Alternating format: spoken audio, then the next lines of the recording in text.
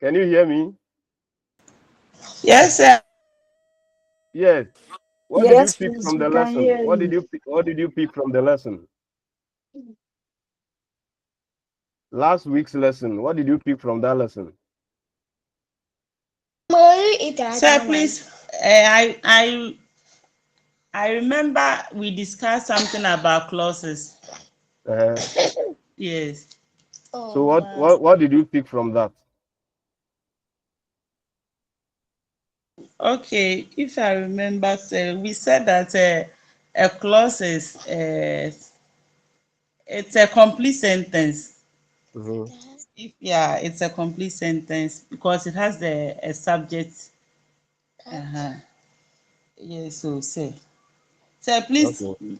Yeah, that's a little I remember. Whilst we All right. discuss the rest to come, yes, please. Okay. Any other submission from last week's lesson, apart from what Esther has said?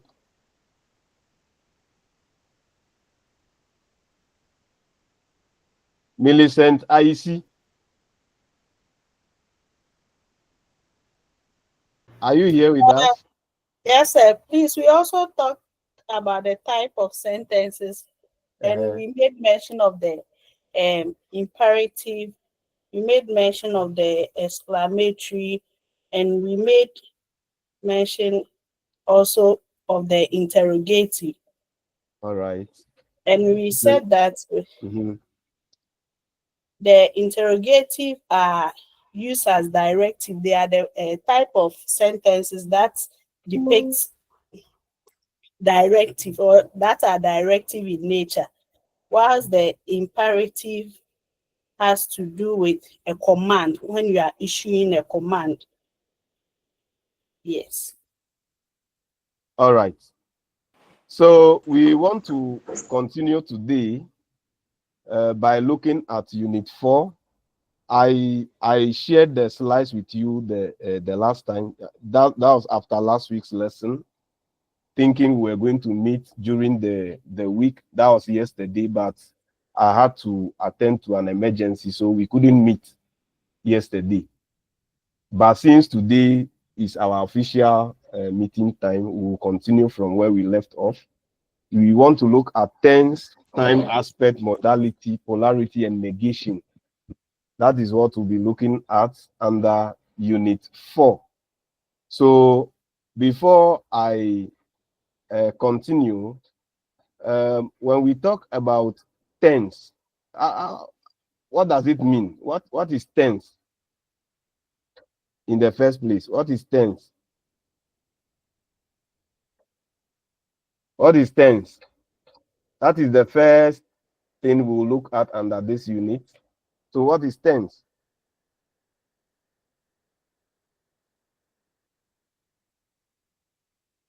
Agnes Dakura, are you there?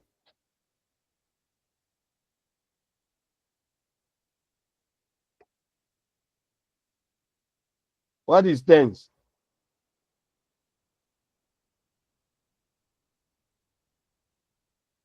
Is anybody in this class? Christian Ejaben, your hand is up. Yes, sir. Yeah, I was, let's hear I from you. was, uh, I would say that tense has to do with verb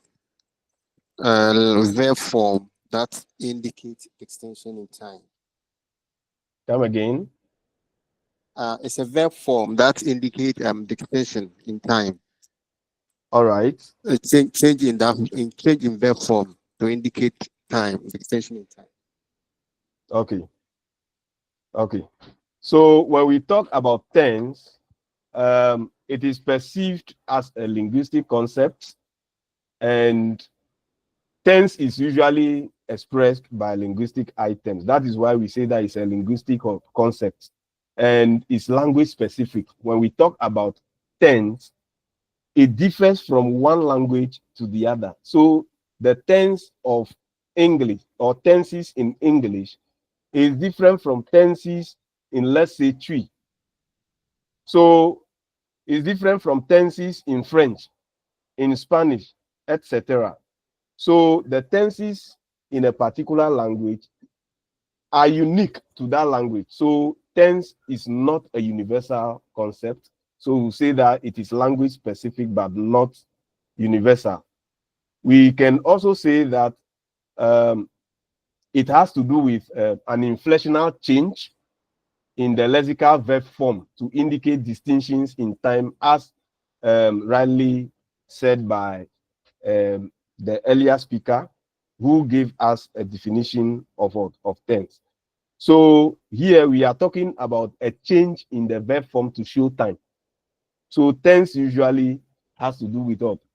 An inflectional change in the verb form in order to show some kind of difference or distinction in time. So English has only two tenses. English has only two tenses. We have the present tense and we have the past tense. When we talk about the future has nothing to do with tense. So there is no future tense in English. And there is no change in the lexical form of a verb, which is used to indicate what? Future. So as a result of that, we say there is no future tense in English. So now let's look at the present tense. We say we have the present tense and the past tense. Those are the two tenses in English. So let's look at the first one, the present tense, the simple present for that matter, is used to actually show the immediate context and current state of events. So that is, or it has to do, when we say the current state of event, we are looking at the moment of the utterance, as at the time of speaking, or an utterance time. Yes. So with regard to form, tense is what? Indicative. The simple present tense is indicative, the infinitive form, and it has to do with a verb without an affix. For instance, break, speak, see, invite, learn, kiss, cook, play, etc. These are all tenses in the simple present. And we also have the third person singular inflectional form. That is the S form of the lexical verb. The form that marks the third person singular with the addition of an inflectional affix, a suffix for that matter, that is S, is added to the verb form. So adding the inflectional affix S, ES, and then IES to the indicative or the bare verb form. For instance, talk, fetch, go, lose, fly, all of them in the third person singular form will change to talks, fetches, goes, loses, flies. So these are tenses, or these are verbs reflecting the S form of the present tense or the simple present tense. And let's look at some of the uses. The uses. So those are the two forms of the simple present tense. We have the bare form or the indicative form, and then the S form or the third person singular form of it. And it has many uses. The simple present tense can be used generally to make reference to what? 3 time divisions. We can use it to make reference to the past. We can use it to make reference to present and then the future. So it makes reference to the present time, and it describes the state that exists at the present time. For instance, John lives in the city. The students take their exam. The thief is arrested. Army lives down the hill. The simple present tense also is used to express timelessness or universal truths. Timelessness or universal truth. For instance, the sun rises in the east and sets in the west. The earth is spherical.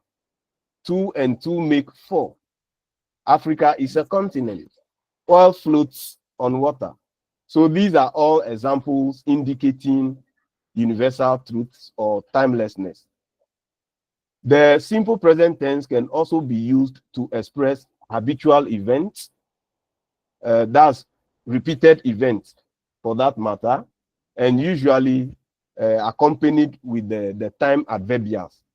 So with regard to the habitual events, when you are using the simple present tense, usually you will see them with what? Time adverbials. For instance, I go to bed early. So there, the time adverbial is early, which is accompanying the simple present tense expressing the habitual event go. I go to town each week. Also here we have the time adverbial, that's each week. He washes his clothes regularly. He washes his clothes regularly. We also have the time adverbial regularly,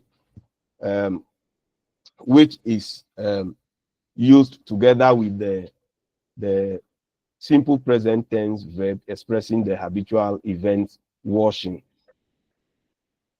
We can also use the simple present tense to or for demonstrations. For demonstrations, that is when the action begins and ends approximately at the moment of speech. Yes, usually that duration is not very long, or is used when an activity is taking place as a physical demonstration. For instance, sports commentaries. So as the commentaries, as the commentator gives the commentary, the players play as the commentator gives his or her commentary. So it is a physical demonstration. So these are some of the examples. John passes the ball to Lee. Not John passed the ball to Lee, but John passes the ball to Lee, because it has to do with some kind of a demonstration. Watch this. I take a cup of tea. Watch this. I take a cup of tea. I pour the water into the cup. I lift it and put it on the fire, and I let it boil. I add a bag of tea. I add a bag of tea. So you realize that with regard to this example, we have more than one clause being put together, and each of the clauses indicate the simple present tense reflected in the verb form, which is indicating some kind of a demonstration. Then we can use the simple present tense to express historical present. That is, it is used to describe past events as if they were happening now. When the simple present tense is used to describe what? Historical present. That is past events as if they are happening now. For instance, I hear you have resigned. I hear you have resigned. I hear he's been promoted. I understand Amma had passed the exam. I understand Amma had passed the exam. Hear and understand in the examples, as you can see on your screen, make reference to something already heard and understood in the past, though the verb forms are in the present tense.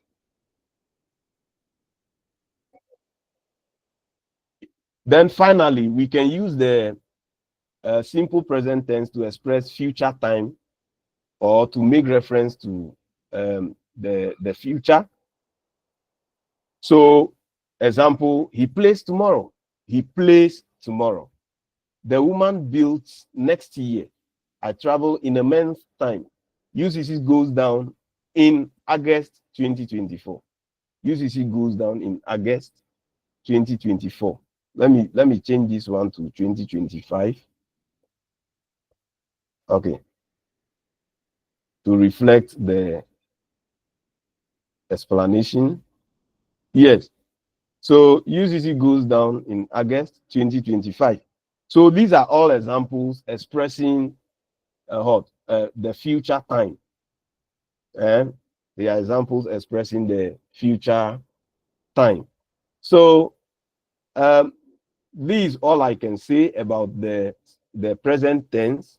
If you have any question, I'll pause here for you to ask before I go on with the past tense.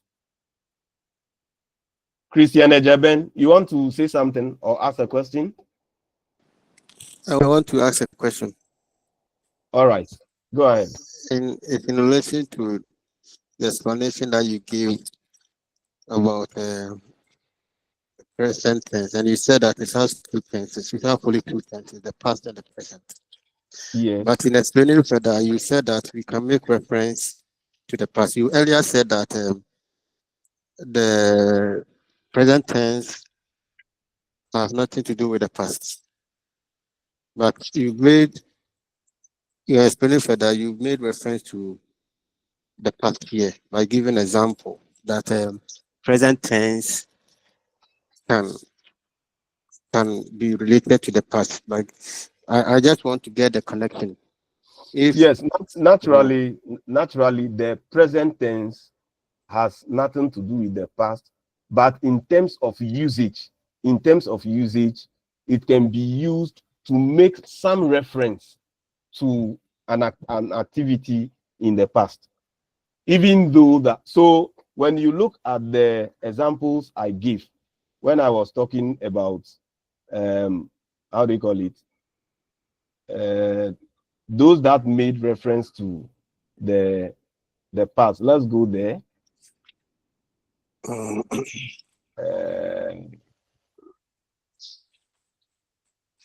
The historical Present. I hear you have been promoted. Yes. So you realize that I highlighted the main, how do you call it? The main verbs in each of the sentences, the verbs, the finite verb in each of the sentences. And that is where the present tense is used. And you realize that what follows? The second clause. We have two clauses there. I hear, that's the first one. You have resigned, that's the second. Because we are only using the present tense to make a reference to something that happened in the past, you realize that the second clause, which contains the action that happened in the past, is captured in the past. But the present tense is what is used to make reference to that historical or that action that happened in the past. That is why we are referring to it as what? Historical present. And not the past tense. Hello? Yes, I'm listening. Okay. Did you get what I said? Yeah, I got it. So in relation to the future. So this is the same thing that is playing out when it has to do with the future. The future time, making reference to the future. So even though the how do you call it? The present tense does not express a future or past event, it can be used to make references to things that occur within those times. So that is why at the beginning we explain tense as what? Inflectional changes that occur in the verb forms in order to reflect something, changes in what? Or distinctions in time. So here we are not talking about the past tense, but we are talking about the past time and then the future time. Do you understand now? Yes, sir. All right. Any other question? Okay. Let's make progress. Hello, sir. Yeah, who is that? Please Yeah, help Sefako. differentiate. Please help differentiate between the time and the tense, please. We will look at the time as the lesson progresses. If you remember, I told you we'll be looking at tense, aspects, time, negation, modality, and the rest. Those are the things we'll be looking at. So just if you don't know the difference, don't try to get it now.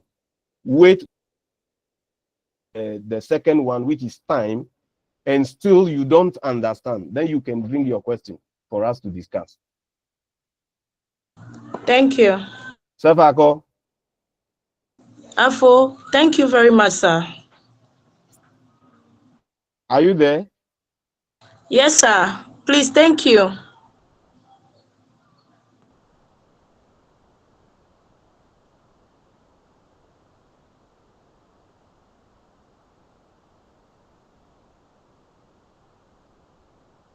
Sefako, are you there? Yes, sir. Sir, I'm here, sir. Did you hear what I said? Yes, boss. I've heard that. Thank you very much, sir. So just exercise patience. When we get there, you don't understand, you can ask your question. All right. So let's move on with the past tense. Has to do with what?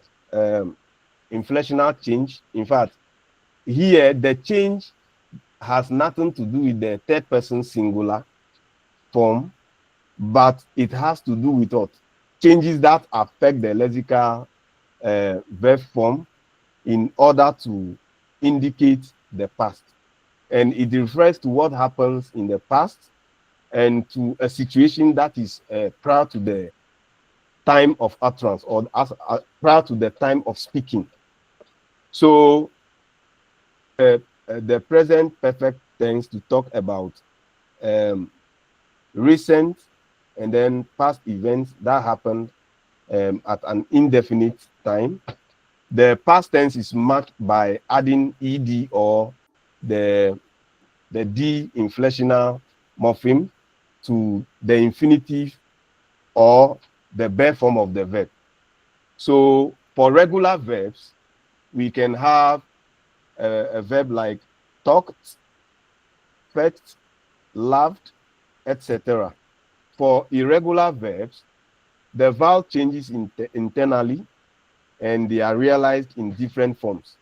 So for the regular verbs, you always see either ed or d being added to the bare form of the verb. And then for the irregular verbs, we have different ways realizing the past tense of the irregular verbs. So for instance, come, we have came. There is a change in the vowel internally. Fight, fought. Write, wrote. Some verbs, however, do not change after the inflection. They have what we call zero morpheme. So they don't show any change in terms of addition of what the past tense morpheme. And examples include put, cast, split, head, read, cut. All these verbs do not show any change after the they are used in the past tense form. They have what we call the zero morpheme. For instance, Eli was hurt yesterday. They cast a stone at him after he was found guilty. Army put the money into the purse. Army put the money into the purse. So these are few examples indicating the past tense. Let's look at the uses, how the past tense is used. Just as the present tense, the past tense is also used in many ways. The first has to do with using it to refer to the past time in reporting, describing imagined past states and then events in fictional stories. For instance, the milkman's van was on the green. Mrs. Smith from the hall was at the pillar box posting a letter. So you realize that in these examples, we have was being used to indicate the past time. Then we also have another use which has to do with using it sometimes for a situation at the present time.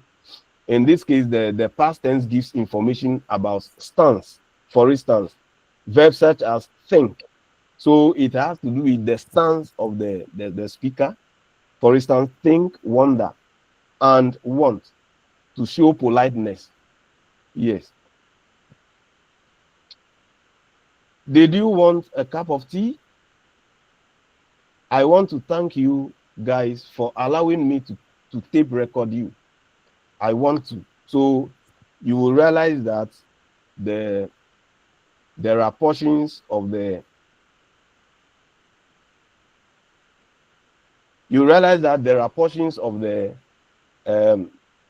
the sentences that have been highlighted indicating the past tense form of the verb, which is being used to make reference to a situation at the present time. Okay. It can also be used to show hypothetical or unreal conditions. The past tense can also be used to indicate what hypothetical or unreal situations. For instance, if I were you, I would have chosen the leftover.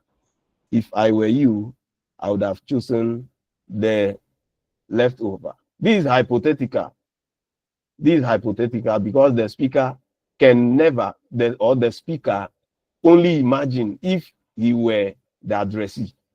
So, and the reality is that the speaker is not the addressee.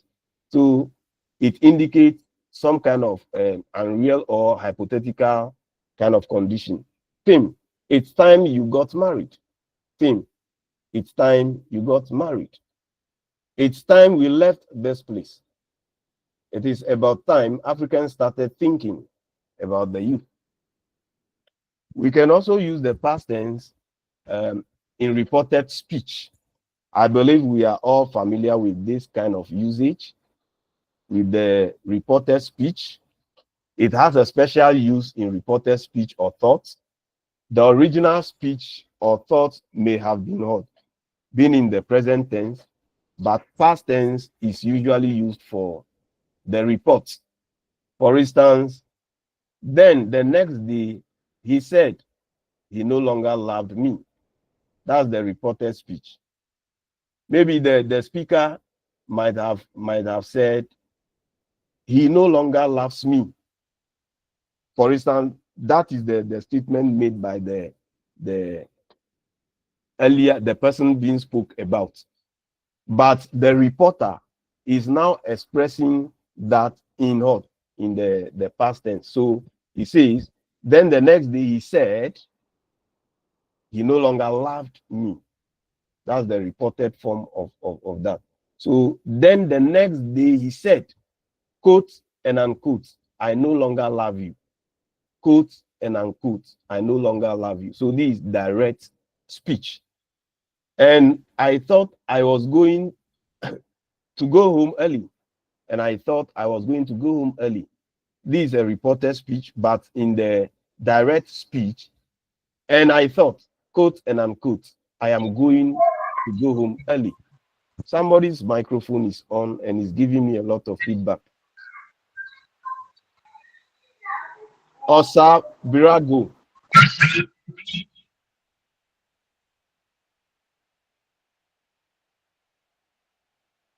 All right, that's fine. So these are the various uses of the past tense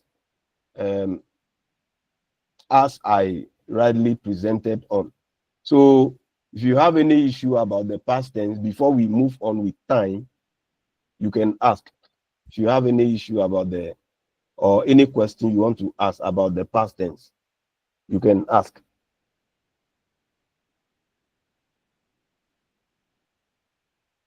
Asari, Isaac Kwame Asari, do you want to ask a question?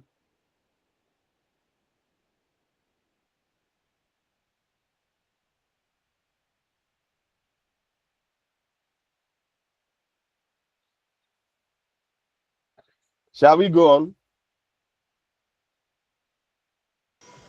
Yes, sir. All right. Yes, Let's please. proceed. Let's proceed. So let's look at time. Let's look at time. Yes. Unlike tense, which is language specific, time is universal and it has nothing to do with what? Language. So time has nothing to do with language. It is universal. So we say it is non-linguistic. It is not affected by language differences.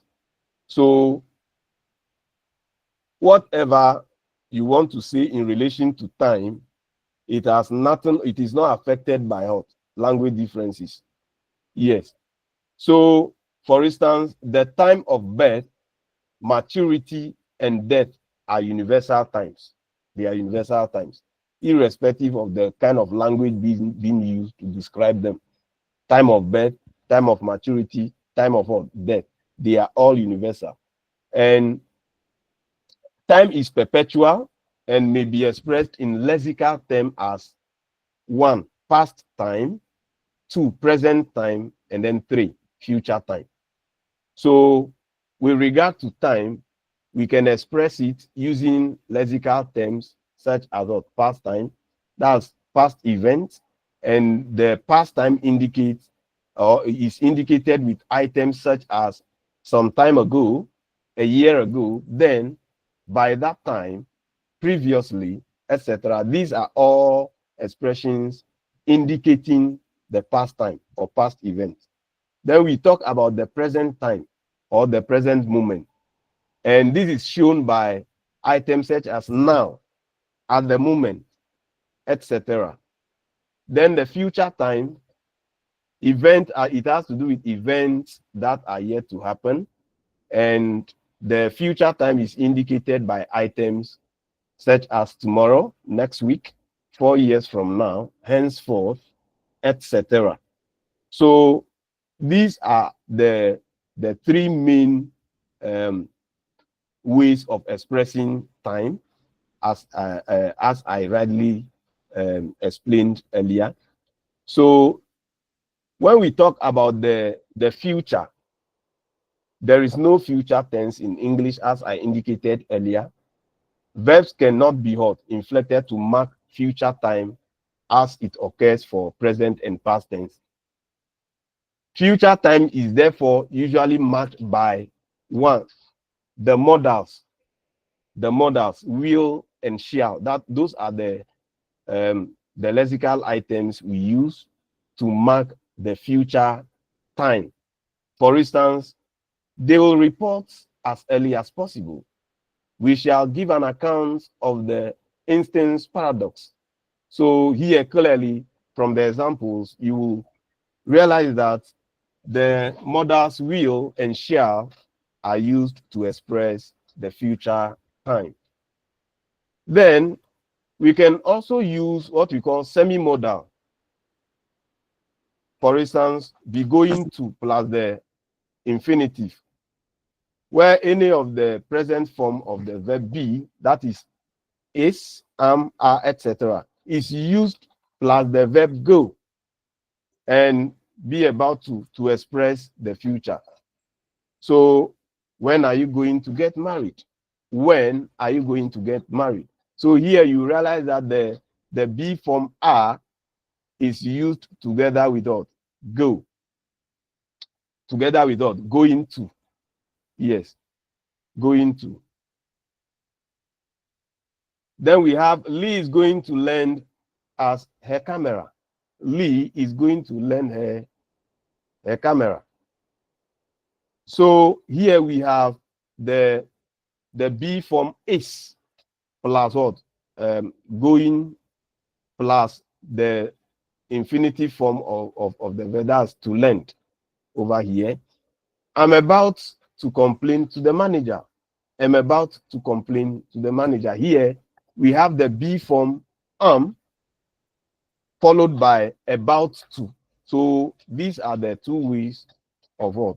Of using semi-modals to express the future time. He is going to see it. I am going to pay the rent. Eli is about to go to church. The president is going to give the State of the Nation's address tomorrow or the next day or next week. Then the past tense form of the verb be, that's was, were, plus going to, can also be used to express future time, which is used to refer to a projected future time seen from a point in the past. Seen from a point in the past. For instance, it was in the summer holidays and Matthew was going to start school. It was in the summer holidays and Matthew was going to start school. I was going to be called Kate if I was a girl.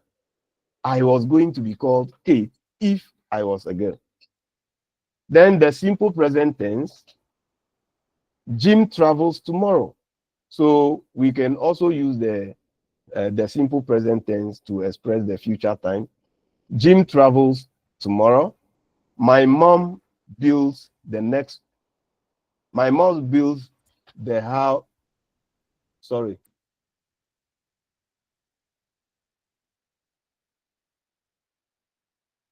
There is something missing there.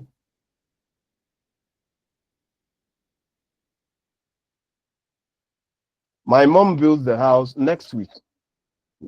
Who sings at the party tomorrow? Who sings at the party tomorrow? So this is all I can say about what the future time. So clearly, you realize that as for time, it has nothing to do with what how do you call it? Language specificity. It is a universal concept. However, we can express it in different ways. We can express it using different means and using different lexical forms to express the future time. Okay. Ernest Sunu, is that Ernestine Sunu? Ernestine Sunu, your hand is up. Yes, sir. Yes, sir. Please, Mhm. where do we place present continuous and then simple present in relation to the future? Because I know we Yes. can use the two also to express the future. For example, Good. I can say, That falls yeah, under what we are going to look now under aspects. okay, okay. The continuous tenses, the so-called continuous tenses you'll be talking about. So because I'm seeing a bit of the present participle in the one you've just explained. That is a I am semi-modal. yes, the semi-modal, yes. So I want to know that in exam, if Mm-hmm. we are, let's say, to explain the future time, how we Mm-hmm. can express the future, and then Yeah. I mentioned your 2 points, will I be right to also touch on the two that I've just brought up, which you said we are about discussing? Will I be right if I should add if these if two? you if you add, you must indicate that, or you must establish the differences in terms of how you are using it. Are you using it to express aspects? That is the Oh, progressive fine. aspect. Is that what you are using it to express, or you are using it to express the future time? Mm, That is what okay, so that is in what you terms of should future indicate. time, we should limit ourselves to the two you have just discussed with Yes, us. yes, yes. Then when it comes to The progressive aspect, aspect, yes, we should touch on yes. the The progressive aspect will be progressive. looking at two aspects. We'll be Ah, looking at two. That is the next thing I'm mm, going to talk about. okay. All right. You. All right. Thank you. You're welcome. Any other question? The one who asked the question about the difference between the present tense and the future. Sefako, Sir, has your doubt been cleared?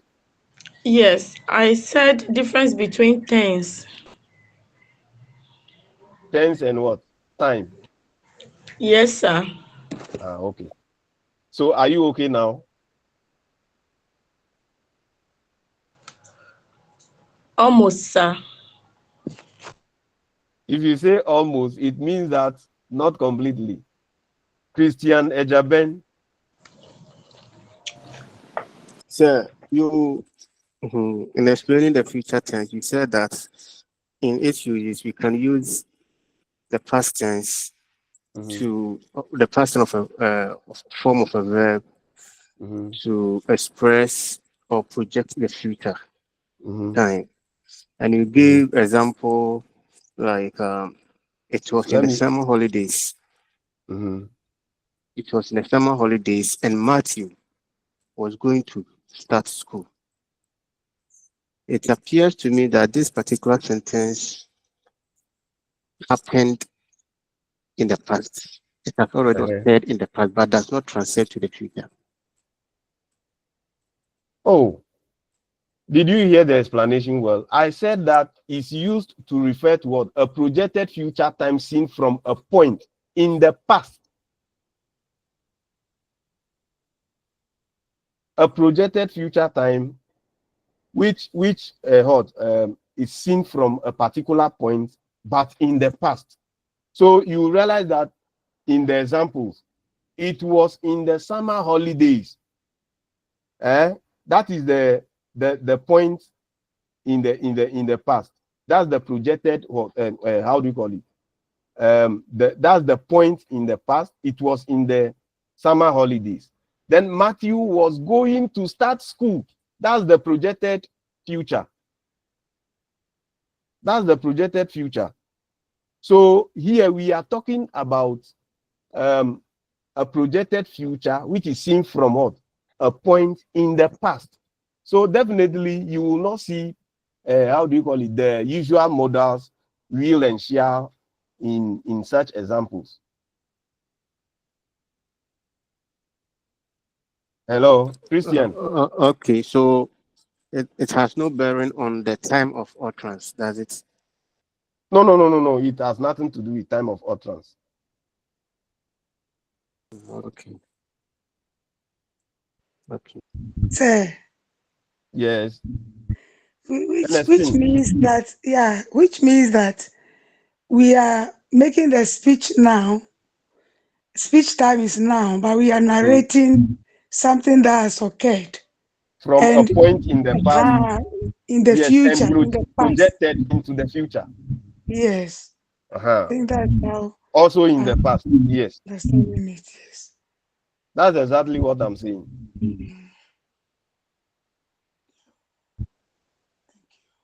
Shall we continue? Yes, sir. All right. Let's look at aspects. Aspects. In fact, I think it was Ernestine who said that the progressive or the continuous tenses and whatever, the future, blah, blah, blah, blah. But I want to say that in linguistics, aspect is a grammatical category. And no, sir, I didn't add tense to it. I know that we only have present and past as tenses. All right. But the aspects are the progressive and the perfect. All right. All those. Yes. All right. Thank you. You're welcome.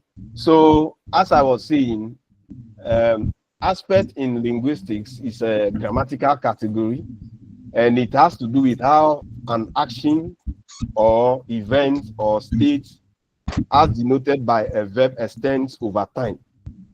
How it extends over time, whether we are talking about an action, an event, a state, how it extends over time as denoted by a particular verb. So Aspect is often confused with the closely related concept of tense. Yes, usually people confuse aspect with what? Tense. Because the two actually express information, or they give information about time. Because they have something to do with time, they convey some information about time. People tend to what? To confuse the two. While tense relate to the time of reference to some other time, that is commonly the speech event, aspect conveys other temporal information such as duration, completion, or frequency, as it relates to the time of what? Of action. So aspect can be said to describe the texture of the time in which a situation occurs. For instance, a single point of time, a continuous range of time, a sequence of discrete points in time, etc. Whereas tense indicates its location in time. Tense indicates its location in what? Time. So the most fundamental aspectual distinction in many languages is between the perfective aspect and in imperfective aspect, where there are two types. We have the perfective aspect, describing an action seen as a simple whole, not continuous. The perfective sometimes describes events that are completed actions. A perfective event can be a long-lasting event, but it represents a complete event. So the perfective aspect has to do with the completeness of a particular action. There are two types. We have the present perfect, or the perfective in the present, and then the perfective in the past. So we have the present perfective and then the past perfective. For the present perfect, is used to describe events that are completed in the present. The present perfect actually evokes a situation that continues to exist up to the present time. I'm talking about up to the time of speaking. It is a grammatical form which is used to describe a past event with present relevance, or a present state resulting from what? A past situation. So the present, or the event expressed in the present perfect verb forms persist over an extended period of time.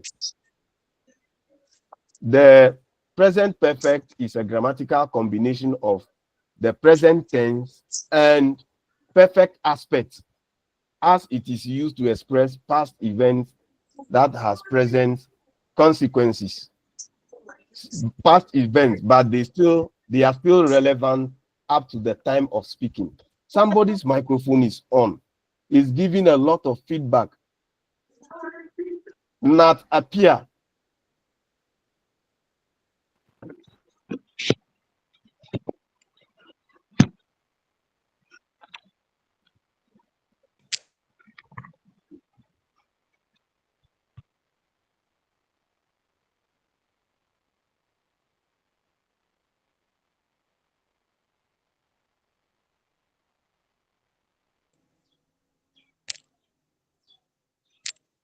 Bedu, Gertrude, Gertrude.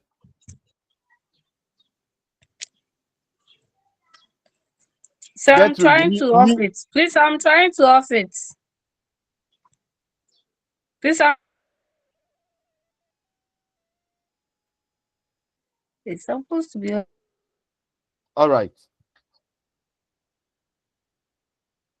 Let's continue. So, languages may mark perfect aspects with morphology, syntactic construction, lexemes or particles, or other means. So, it depends, or it differs from one language to the other. And in English, in the present perfect tense, the main verbs always use the auxiliary verbs, that's the helper verbs. has or have, with the main verb taking a participle form, specifically the past participle. So the past participle is often the same form as the simple past form of the verb, unless it is an irregular verb, which have their own unique past participle form. So aside the irregular verbs, which have unique ways of forming their past participle, once it has to do with the regular verb, you will realize that the form of the past participle is the same as the simple past form. That is what I'm trying to say here. For instance, I have put it on the table. I have put it on the table, meaning I put the object on the table and it is still there. So don't forget, I indicated earlier that it has to do with something that happened in the past, but is still relevant up to the point of speaking, up to the time of speaking. So it means, if I say I have put it on the table, it means that I have put the object on the table and it is still there at the time of what? Of saying I have put it there. So Roland has been critical of Welsh officials. He was and he is still being critical. That is what it means. Where have you been? Where have you been? Was and now. I have been to Germany still now. I have lost my wallet. So it means that at the time of speaking, the wallet is still lost. Cherry has become friends with Wilberforce. We've spoken up before. I have not slept well since exam started. I have come a long way. You have come a long way. They have come a long way. He or she or it has come a long way. The professor has taught here for 2 decades. The professor has taught here for 2 decades. It means that up to the time of speaking, the professor is still teaching there. So the adverb yet, used often with a negative or in questions, almost always comes at the end of a sentence or a clause. Sadly, he hasn't finished the race yet. Have you finished your homework yet? And conversely, the adverb just is always placed between the auxiliary verb and the past participle. I've just woken up. Their plane has just landed. So using the past how do you call it? Using the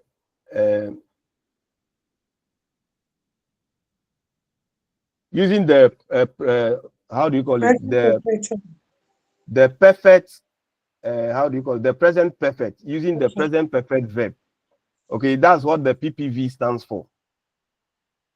Using the present perfect verb in the passive form, been, before the past participle of the main verb. So we have, has, plus been, plus past participle. So he has been given an award. He has been given an award. They have just been handed a once in a lifetime opportunity. They have just been handed a once in a lifetime opportunity. So when you are using yet, when you are using the adverb yet, it usually comes at the end of what? Of the clause or the sentence. But if you are using the adverb just, it comes between the auxiliary verb and the past participle form of the verb, as you can see in the examples. So that's the present perfect. The past perfect. For the past perfect tense, it has to do with an action that was completed at a time before another action happened in the past. An action that was completed at a time before another action took place, all in the past. So the past perfect is formed using the past tense of the verb have and the past participle of the main verb. So it is formed with had. You know the past tense of have is had. So had plus past participle of the verb. That is what constitutes what we are referring to as the past perfect tense. So there is only one form for the past perfect tense. Most verbs can be changed to the past participle version by adding ed or d at the end of the simple form of the verb. But for irregular verbs, the past participle versions do not have a regular form. They do not have a regular form. They have different ways of forming the past perfect tense. So had, we have had plus past participle. For instance, the past participle of walk, talk, move, bake are walked, talked, moved, baked, etc. So in contrast, drank, sat, and ran are the past participle of the irregular verbs drink, sat, and ran. I think somebody is speaking. Who is that? Gertrude. It's I. I've been raising my hand. Ernestine. What's the Yes, problem? please. I thought we are learning about tense aspect time, and then you just cautioned us not to add tense to present perfect and all those ones because they are referring to aspect. But I can hear you add tense throughout. So I want to know if we can add tense to them when we are using these very ones which are under aspect. Yes, even though we are saying that we have only two tenses, present tense and past tense, you realize that in talking about aspects, tense finds its way in there. For instance, when we are talking about the past perfect, when we are talking about the past perfect, we have the past tense. We have the past participle form of the verb plus what the how do you call it, the past Auxiliary. tense, the past tense verb, the past tense of the verb have, which is what had. So it finds, oh, who is that? Mary.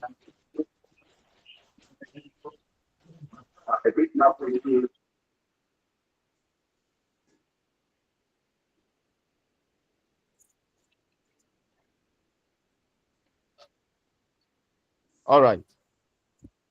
So you will realize that we have some element of tense finding its way in there, but it is not expressing tense, but rather what aspects. So if I talk Yes. about so that is why you realize that in the slide we have on the screen now, I only wrote past perfect. Okay, but when I was trying to do the explanation in talking about the past perfect aspect, I am also mentioning the tense, the issue of tense. So in describing the aspect, you can make mention of what of tense. Nobody will penalize you for that. But the reality is that we have only two tenses in All English. right. But in talking about aspect, it doesn't stop you from making reference to what the issue of tense. Ernestine. Okay. All right. I've heard your explanation. Thank you. Any other question? Any other question? Okay, let's continue. So an example like they had completed the assignment when the bell rang.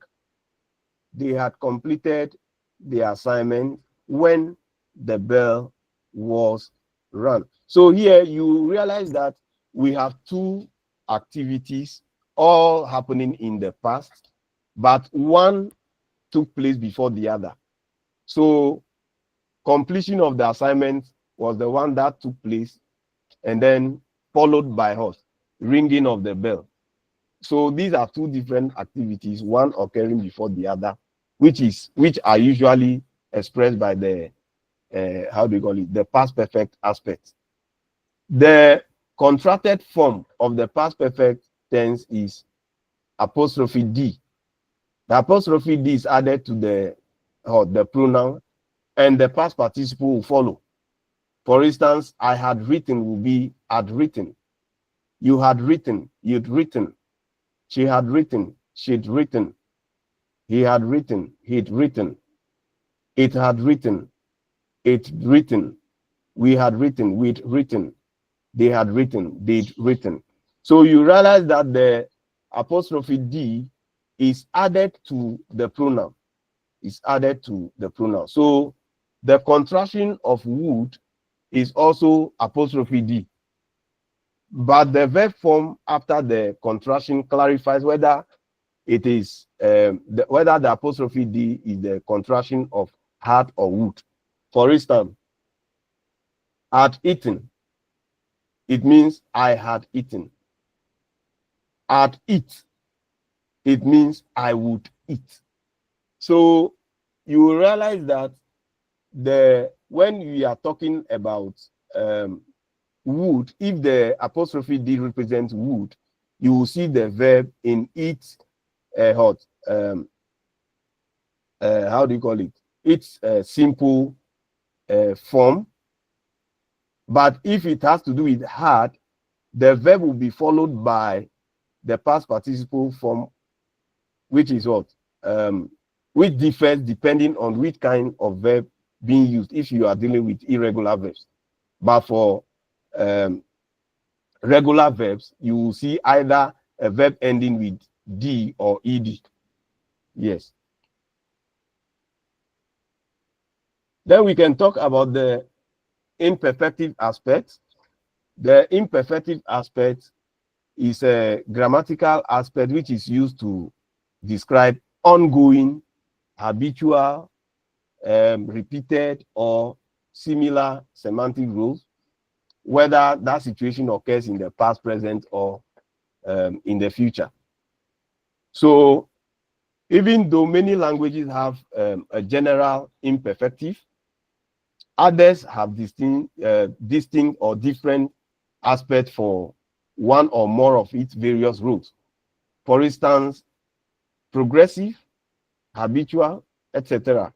The imperfective contrasts with the perfective aspect, which is used to describe actions viewed as a completed whole. That's the perfective aspect. Yes. So English is an example of a language with no general imperfective. The English progressive is used to describe ongoing events, but can still be used in past tense. So habitual situations do not have their own verb form. That is in most dialects. But the construction that is used to conveys past habitual action. Perfect continuous refers to actions that started and are continuing in the present. Then, while present perfect refers to what? Actions that started in the past and continue to speech moment. I'll go over that. I'm saying that present continuous has to do with actions, or it describes actions that started and are continuing in the present.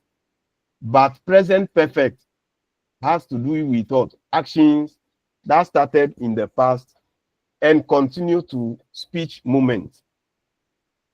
Even though the action took place in the past, it's still relevant up to the point of speaking.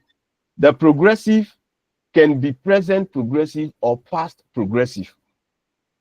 The progressive can be what? Present progressive or past progressive. So in English, Only dynamic verbs can be used in the progressive form. Only dynamic verbs can be used in the progressive form. They describe action such as run, jump, work, play, eat, drink, etc. But you cannot use stative verbs in the progressive form. For instance, express thoughts and opinions. Agree, believe, doubt, guess, imagine, know, mean, recognize, remember, suspect, think, understand. Feelings and emotions like dislike, hate, like, love, prefer, want, wish, etc. We can also talk about senses and perceptions, such as appear, be, feel, hear, look, see, seem, smell, taste. So you cannot say, I was knowing you. I was knowing you. It's wrong to say that. Yes. So these are the issues that have to do with what the issue of aspect. We have two aspects.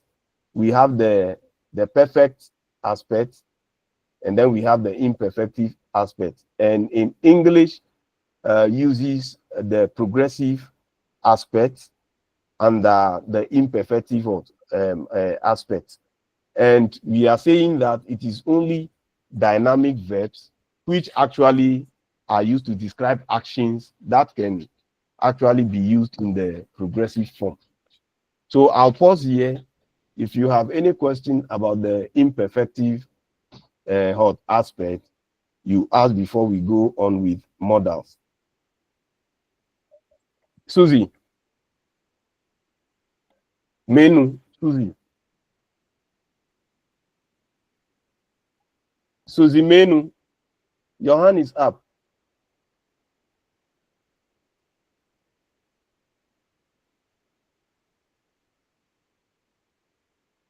Susie.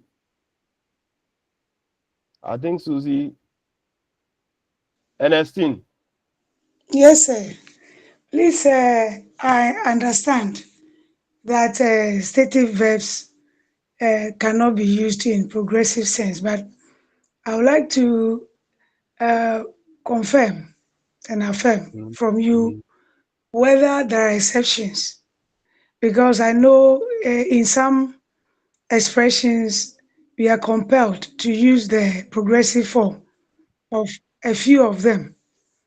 For example, if someone is looking at me, in that sense, I know that look there is stative, but the situation compels the use of ing at the end in order to be grammatical. When it comes to other ones, sometimes such as I'm looking forward, sometimes we've been using it. I look forward to, then we continue hearing from you. So I would like to know whether in all situations we should find ways of cutting off the ing so that we don't use it at all. Or sometimes we can use them if we are compelled to do so as per the context. Yes, as you rightly actually said, there are exceptions. The context will determine whether you should go for the ing form or not. Okay. As you rightly said, I am looking forward to hearing from you. But you cannot say, if someone is talking to you and the person asks, can you hear me? Then you say, I am hearing you. That one is not allowed.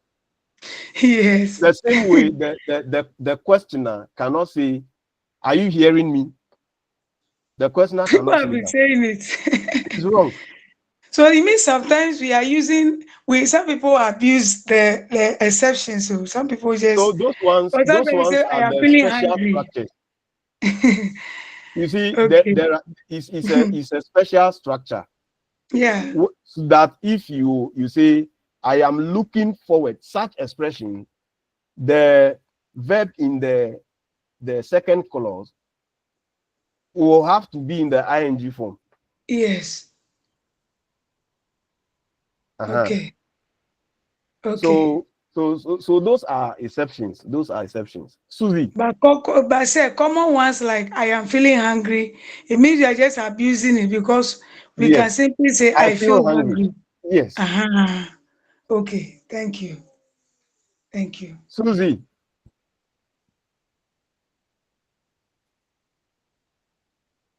Okay, I think Susie's still. I think she has a problem with her line. So I want you to take note of these issues. You see, if they want to give you questions, they will not give you straightforward questions. So they will give you the ones that they know that you have been using wrongly and you are familiar with them. Those are the structures they will give you to test whether you really understood the concepts I'm taking you through or not. All right. So let's look at modals. Modals. Thank you. You're welcome. Yes. When we talk about modals in English, we have two types. We have central modals, then we also have semi-modals. I talked about some of the semi-modals earlier. And for the central modals, they are 9. We have can, could, may, might, must, will, would, shall, and should. These are the central modals that we have. And let's look at some of their characteristics. 1, they act as auxiliary verbs in verb phrases. For instance, I can go. The can over there, the modal can is serving as what? An auxiliary verb. They could take Hello, the sir. pills on time. They could take the pills on time. Hello, Who sir. is that? Yeah, sorry, I have Macklin. to bring us back. Yes, I raised my hand, but it's like my network went off. So I wanted to ask a question concerning the dynamic verbs. Sorry Okay. for drawing the class back. Yeah, if I look at the dynamic verbs critically, can one say or conclude that they are the lexical verbs? Because you say they describe actions. So can we say they are the lexical verbs? The lexical verbs. Yes, please. The dynamic verbs, not necessarily all the lexical verbs. They are the ones that indicate action in terms of usage. Okay. Okay. So the Okay. context will determine whether the verb is being used dynamically or not. Okay. That is whether the verb is being used to indicate an action and not just a state of being. State of being. Okay. Okay. Yes. Yeah. Thank you very much. Thank you. You are welcome. Say, Yes. my hand is up. You can Please, am talk. I permitted? Okay, thank you. Yes, I want to add up to your explanation to what our Mhm. brother has just asked. That Mhm. both the stative, the dynamic, they are all lexical. Mhm. But the only difference is that the stative ones don't actually depict observable actions. You don't see Sure. the action going on. So if Exactly. I feel hungry right now, I am the only one aware.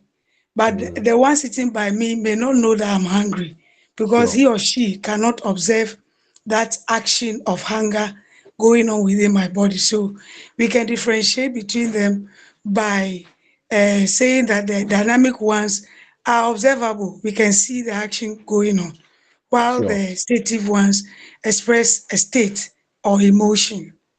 Thank you. Exactly. Thank you very much. Thank you. Exactly. So as I was saying, the modal, I'm talking about the central modals. They act as auxiliary verbs in what?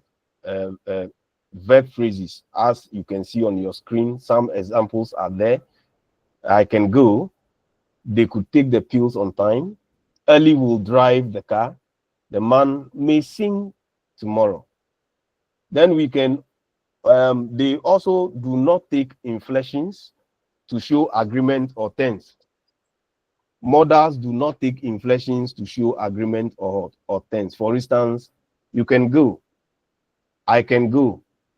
He or she or it can go.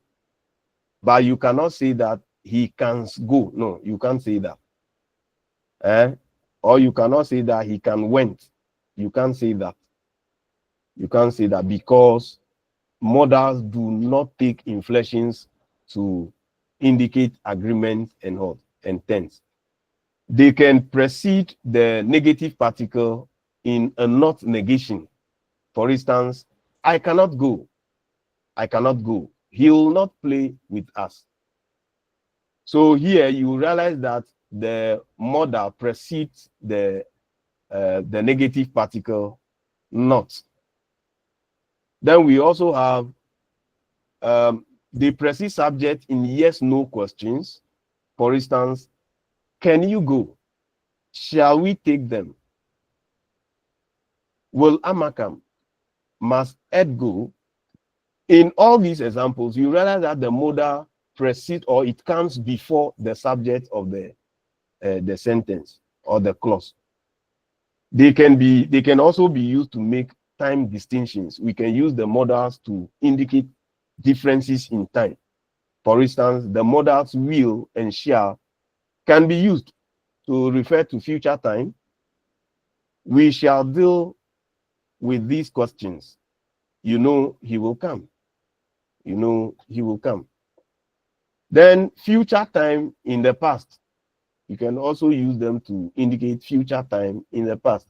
As future constructions can be used in the past tense to describe something which is in the future when seen from a viewpoint in the past. For example, they never thought Emma could be so dangerous. They never thought Emma could be dangerous. The police knew they would arrest the culprit. The police knew they would arrest the culprit. So here, the examples could and would are indicating future time in the past. The central modals can be grouped into their past time and non-past. So for the present and future time, we have can, may, shall, will. For the past time, we have could, might, should, would. Must does not have the past form. The modal must doesn't have the past form. Then for the semi-modals, they are multi-word constructions that function like modal verbs, as we saw earlier. Had better. These are some of the examples. Had better, be going to, have to, ought to, be supposed to, be about to, have got to. So sentences like, I have to go home. He ought to see them now. They are going to ride the wheel. They are about to design the dress. You had better come at once. So these are all semi-modals. Have to, ought to, are going, are about to, had better. These are all examples of what semi-modal because they are multi-word constructions that function like what modal verbs or the central modals. So semi-modals express meanings that can be paraphrased with central modals. I have to read it again. So it could be paraphrased as, I must read it again. You are not supposed to be here. It could be paraphrased with a central modal as, you should not be here.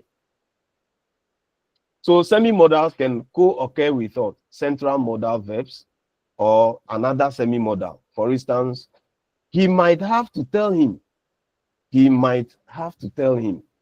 So here you realize that have to co-occurs with the central modal might.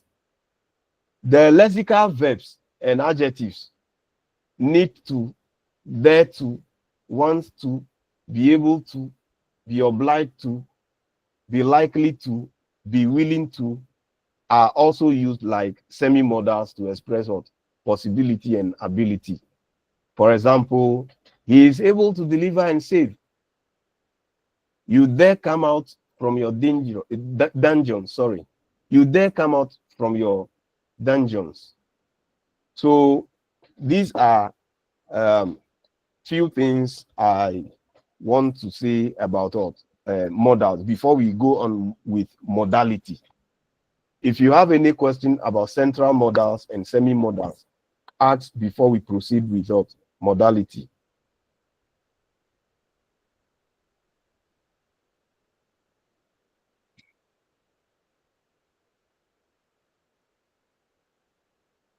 I think it is time, eh? Hello? Hello. I Not think yet, it is time sir. for us to, not yet, eh? No. We will Yes. close at 2 o'clock, and that's for the first session, right? Okay. The first session will end at 2 o'clock, so I think we still have more time to go. All right. Those whose hands are up, do you want to ask a question, or you couldn't drop your hands? Susie Menu is still there as raising her hand. But Susie, are you there? Wow. So they are dozing off. All right, we continue. Yes, when we talk about modality, we can explain it as the manner in which the meaning of a clause is described to indicate the speaker's judgment of the likelihood of the proposition it expresses of being true. So it has to do with what? The speaker's judgment, and in relation to what? The meaning of the clause as indicated in the speaker's judgment of what? Likelihood of what? The semantic content, that's the proposition that it expresses of being true. And it refers to a speaker's or a writer's attitude. So modality also has to do with what? A speaker's attitude or a writer's attitude or point of view about a state of what? The world. And modality embraces, or it encompasses, a range of semantic notions, including possibility. So these are all semantic notions that modality expresses. It expresses possibility, probability, necessity, ability, obligation, permission, volition, hypotheticality. These are all semantic notions that modality expresses. So all of them have one thing in common. That is, they all involve some kind of what? Non-factuality, a situation represented not as a straightforward fact. That is why we are saying it's a non-factuality, has not been known. So it can relate to how confident the speaker is to the event. That is to say whether something is real or something is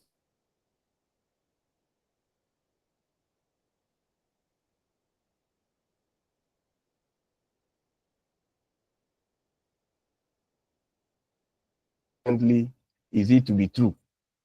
And it is the subject of speculation, rather than what? Definite knowledge. So modality has to do with what? Speculation rather than what? Definite knowledge.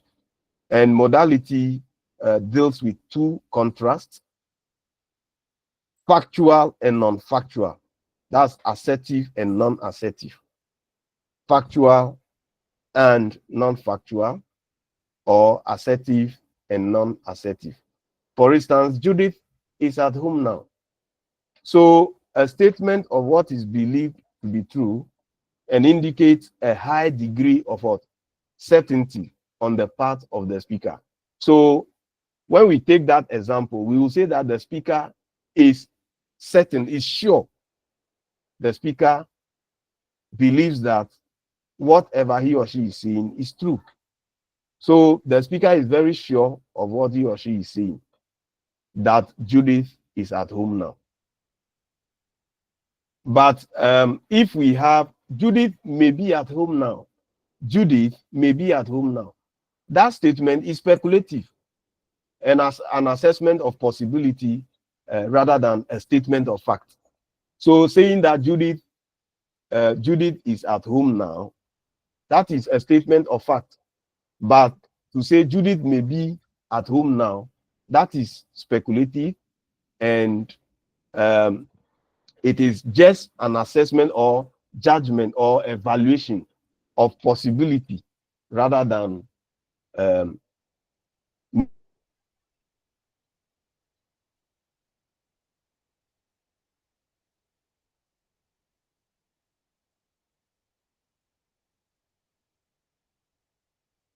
or necessary.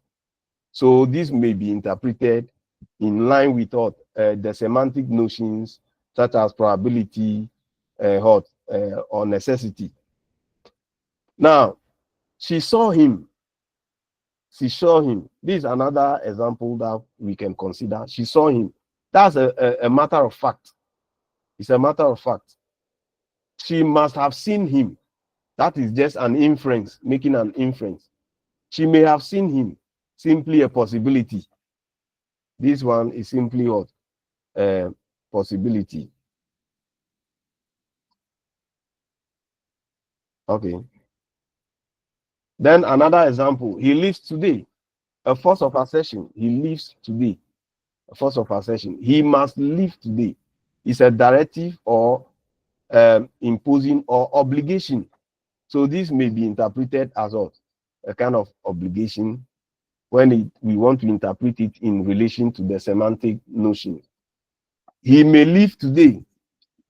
So this one has to do with what? Permission. So it is therefore a semantic category. I'm talking about modality.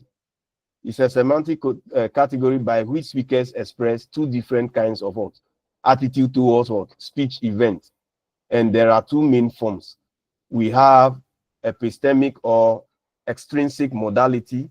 Then we also have deontic or root or intrinsic modality. We will try as much as possible to understand each of them. So when we talk about epistemic modality or extrinsic modality, it has to do with assessing the truth of the semantic content or the proposition or the potential occurrence of the event by using modal certainty, probability, or possibility. Don't forget that these are the semantic notions. These are some of the semantic notions that I mentioned earlier. That those are the things that modality is used to express. The possibility, necessity, and prediction do not basically involve human control of events. Yes, they don't involve human control of events, but they do typically involve human judgment of what is or what is likely to happen. So it has to do with judgment. Epistemic modality has to do with judgment. That's human judgment of what is what is or what is not likely to happen. But when it comes to deontic or root modality or what we also call the intrinsic modality, is another attitude expressed when speakers intervene in the speech event by laying down obligations, prohibitions, or giving permission. So here, clearly, you realize that there is some element of human control when it comes to deontic modality. When it comes to deontic modality, there is some kind of human control. So those such as permission, obligation, and volition involve some kind of intrinsic human control over event. And these normally concern the degree of obligation on the other person to carry out a command. For instance, permissible, advisable, or obligatory kind of command. Or in terms of offers, it concerns the degree of willingness or inclination of the speaker to fulfill the offer. And there are a number of ways we can express modality. That's a speaker's attitude to proposition or a proposal. One of the most significant expressions of modality is by means of what? Modal verbs, as we saw earlier, using the central modals or modal operators. The modal operator expresses the speaker's attitude at the time of speaking. That is the now. That's speech time or utterance time. So the attitude of the speaker at the time of what? Utterance. That's what we are referring to. All modal auxiliaries in English can be used to express both types of modal meaning. That is, they express the speaker's attitude towards a potential event. Example, the central modals or the core modals: may, might, will, would, shall, should, must, etc. Semi-modals, which behave in similar ways to the central modal verbs, but share some characteristics with lexical verbs. For instance, there, need, ought to, and used to. These are all semi-modals. Can also use modal phrases: had better, be meant to, be obliged to, be supposed to. These are all modal phrases. Then nouns, adjectives, adverbs, and certain other verbs are all grammatical forms which writers and speakers can use to moderate their language in terms of modality. So the modal verbs or auxiliary verbs can be used to express any of the degrees of modality depending on how they are used in the sentence. So these two kinds, that's between which there is a gradient, may be termed intrinsic and extrinsic modality respectively. As we saw earlier, the intrinsic being referred to as the deontic modality, while the extrinsic has to do with what? The epistemic modality. Now, one important observation about the modals is that each one of them has both intrinsic and extrinsic uses. For example, may has the meaning of permission. That's intrinsic, and the meaning of possibility, which is extrinsic. Will has the meaning of volition, which is intrinsic, and then the meaning of prediction, which is extrinsic. So the modals themselves tend to have overlapping meanings, said that in some circumstances they can be more or less interchangeable. For instance, should and ought to, that are more or less interchangeable with the meanings of obligation and prediction. So in summary, I will say that modality is classified into two broad types. We have the epistemic, which relate to knowledge. Then we have the deontic relating to ideals. And this assertion has been confirmed by Scholars such as Cruz 2004, Said 2003, Sells, Moria, and Larson 1999, Credia 1998. They all agree that modality is classified into two broad types, such as epistemic and then deontic types of modality. For the epistemic modality, is based on the Greek word for knowledge. The epistemic is based on the Greek word for knowledge.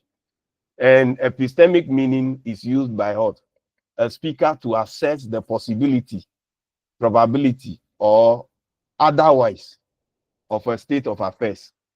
That is according to the speaker's limited knowledge or belief of an event. And it is concerned with making a judgment or assessment of the truth of the proposition. And it concerns the speaker's attitude towards the factuality or the truth of the situation. The speaker's judgment of the likelihood that the proposition on which the utterance is based is true, located along a scale ranging from weak possibility, that is, it may be the case, to a strong necessity, that it must be the case.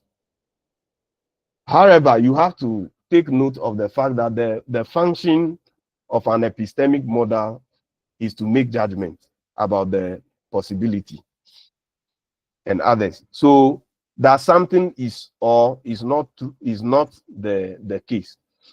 So that is what the judgment is about, as to whether something is the case or is not the case. When a modal verb is used to express the speaker's opinion about a statement, then this is epistemic modality. For instance, it might be true. It might be true. Here, the speaker expresses the attitude about whether it is true or not, accepting that there is a possibility, but not certainty. There is a possibility, but not what? Certainty. So, baking a pie. Now, the pie must be ready. So, this is a situation I want you to picture. Saul baking a pie. So we can say the pie must be ready. The pie must be ready. So Saul baking a pie says that the pie must be ready. It follows from what that Saul, know that the pie is ready. So based on his knowledge about the pie, he says that the pie must be ready. That man over there is the king's bodyguard, quote and unquote. We all making an assertion or an inference. That man over there is the king's bodyguard. So John may be there now, or John must be there now. John may be there now, or John must be there now. These are all judgments about what? Probability of the truth. Whether as to whether John is there now or not. John is there now. It may not be the truth. It is only assumption. So that man over there may or might or could be the king's bodyguard. It is possible. So we can also say that it is possible that that man over there is the king's bodyguard. So all expressing what? Possibility. All expressing possibility. So this is the scale with regard to the certainty in relation to epistemic modality. Just a minute.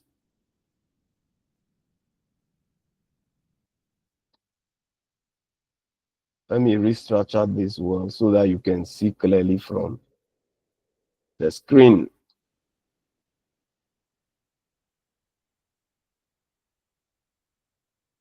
I believe the diagram is big enough for you to see. Yes.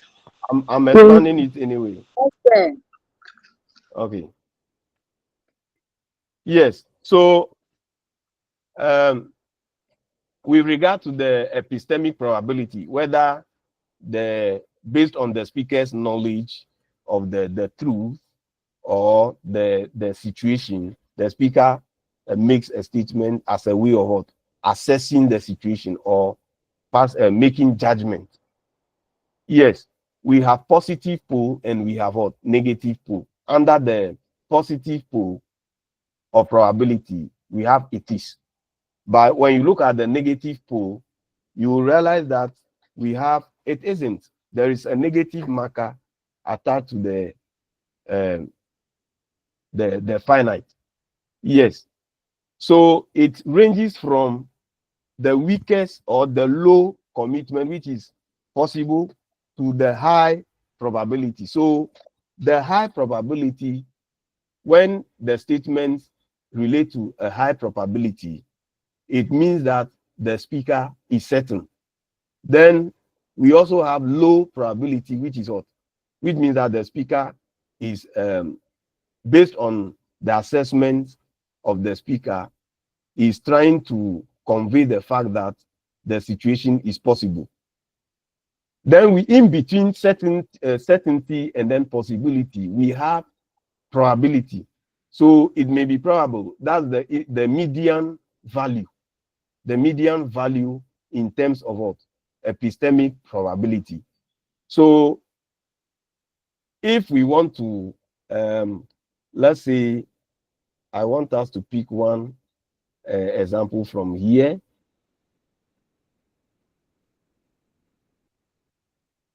Yes, let's say the statement, the man over there is the king's bodyguard. The man over there is the king's bodyguard.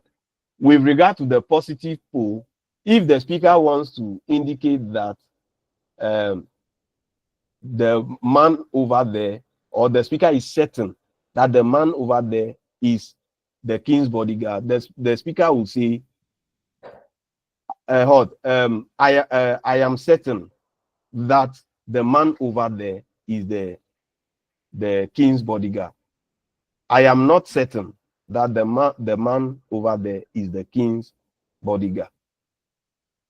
Or if it is the weak, if the value is weak, the probability value is weak, meaning the speaker is not very sure based on the judgment and knowledge. The speaker is not very sure. The speaker may say that it is possible that the man over there is the king's bodyguard.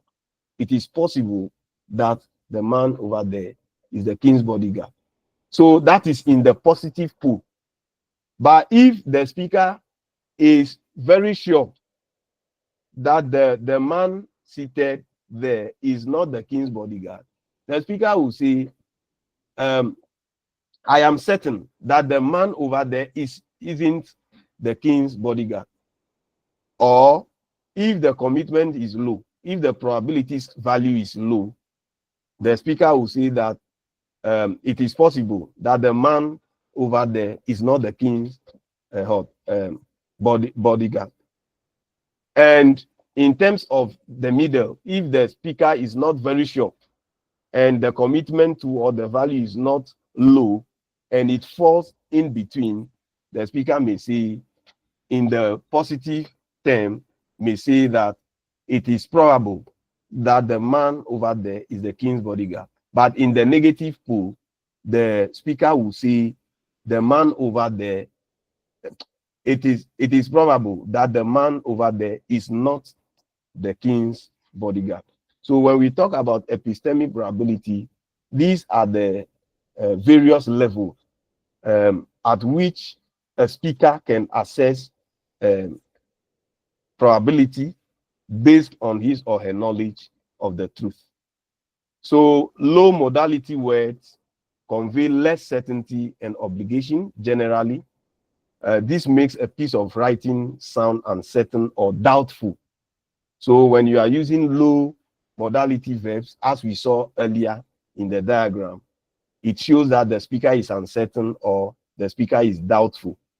Medium modality words sit in between low and high modality words, and they are not completely certain, nor are they completely doubtful. It conveys a chance that something may happen. And high modality words convey certain certainty and higher degrees of obligation.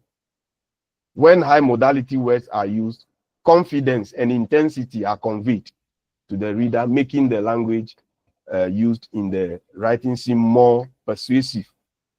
More persuasive. Yes. So that is epistemic probability.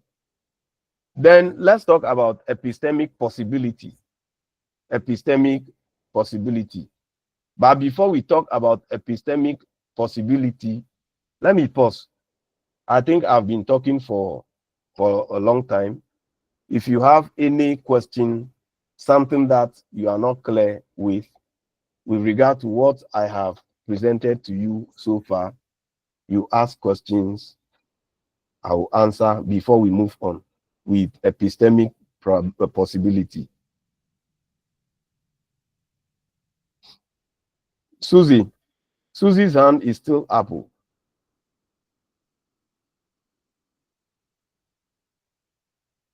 All right.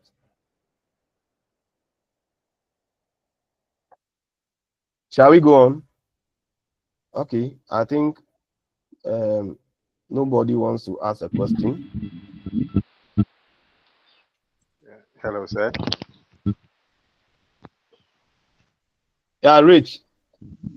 Yes, sir. Good afternoon. Good afternoon.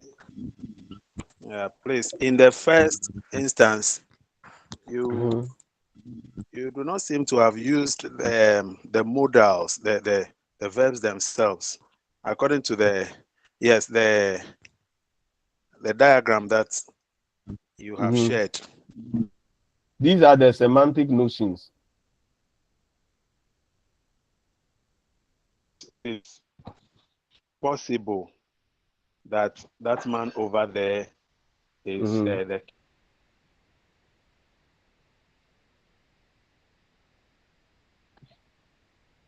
king something. So, are there in place of the possible,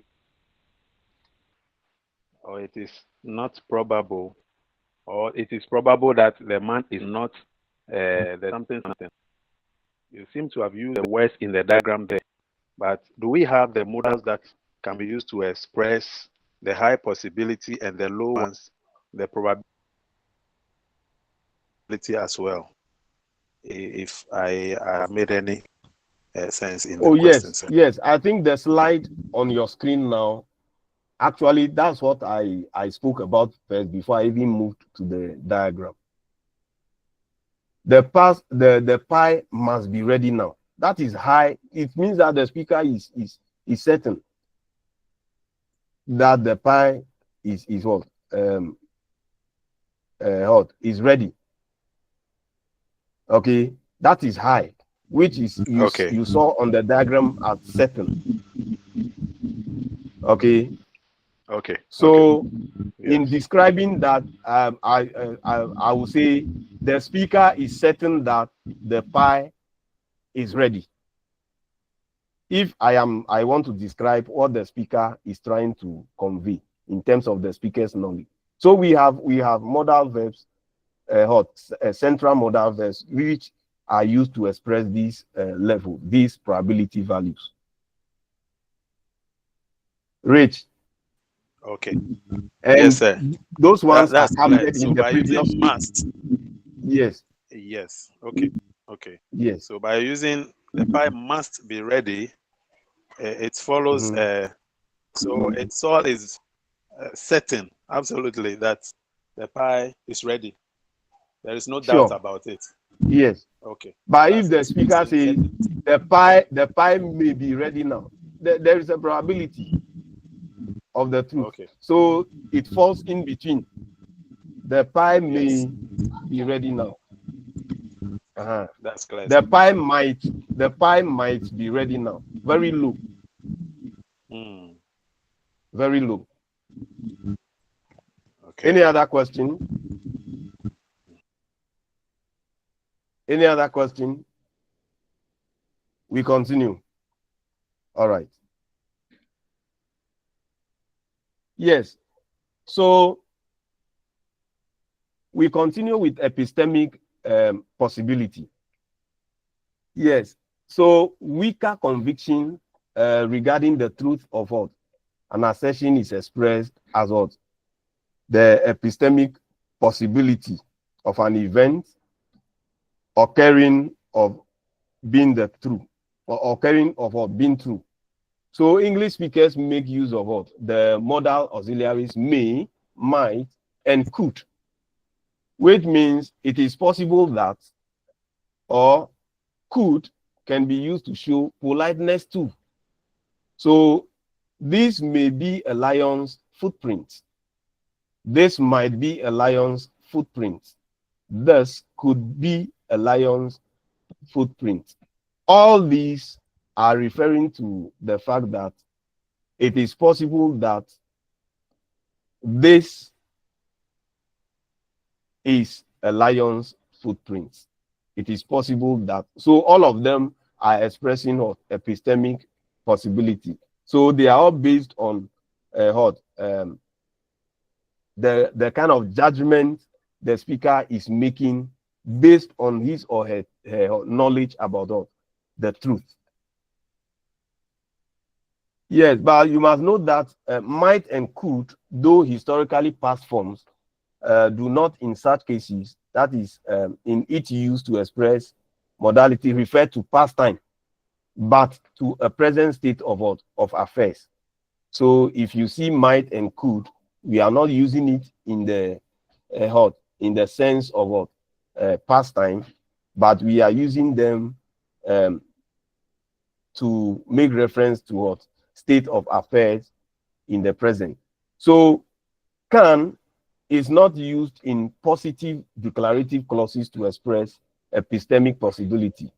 Instead, could has been taken up for this purpose. Can't replaces must. However, in the negative of possibility, that is, it is not possible that if you want to say, if the speaker wants to express the fact that it is not possible that the modal adverb possibly is typically added for emphasis.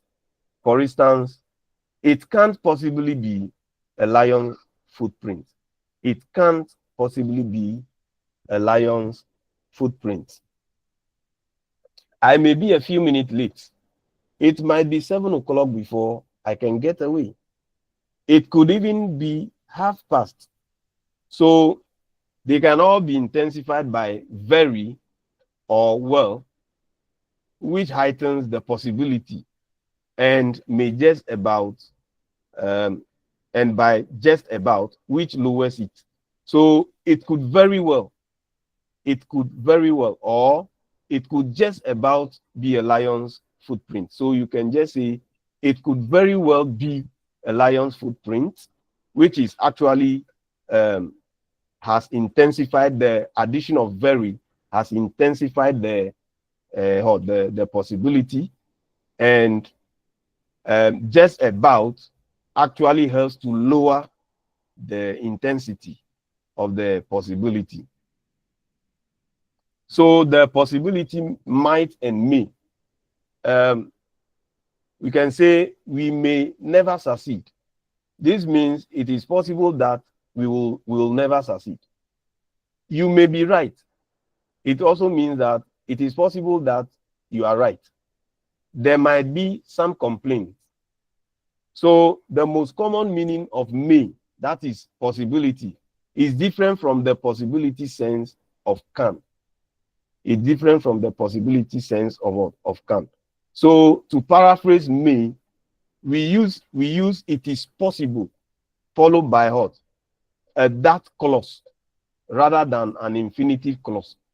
So may in this sense may also be paraphrased by it may be that, or by the adverb perhaps or possibly. For instance, you may be right is equivalent to it may be that you are right. So if someone says you may be right, this is equivalent to the expression, it may be that you are right.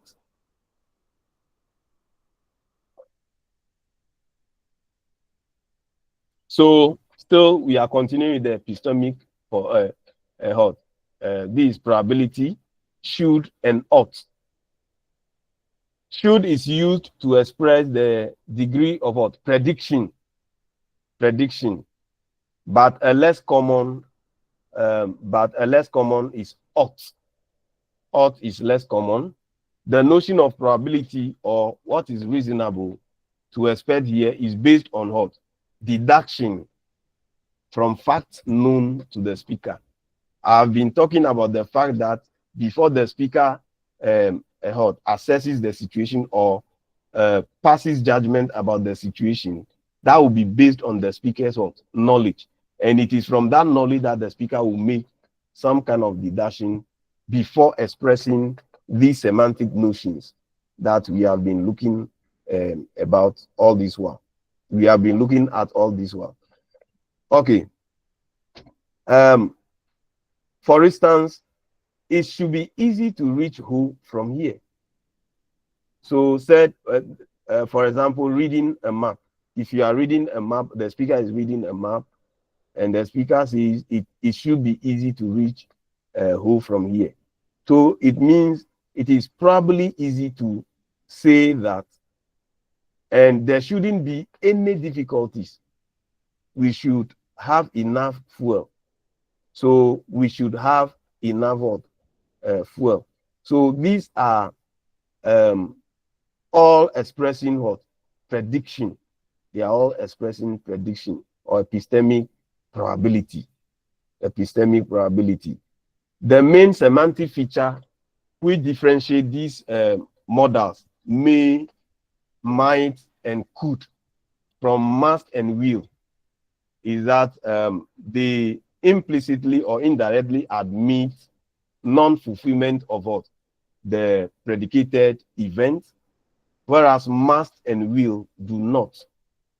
Whereas must and will do not. I think Isaac, do you want to say something?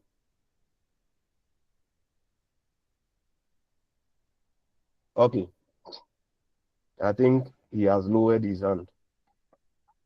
We can say, where's the map? And the answer may be, it should be here in the cupboard, but it isn't. Or we can say, it ought to be here in the cupboard, but it isn't. But we cannot say, it must be here, but it isn't, So instead of saying it must be here, but it isn't, you say it should be here in the cupboard, but it isn't. Or it ought to be in the cupboard, but it isn't. So must cannot be used for what? For prediction. And we can say we should or ought to have reached Tema by now, but we haven't.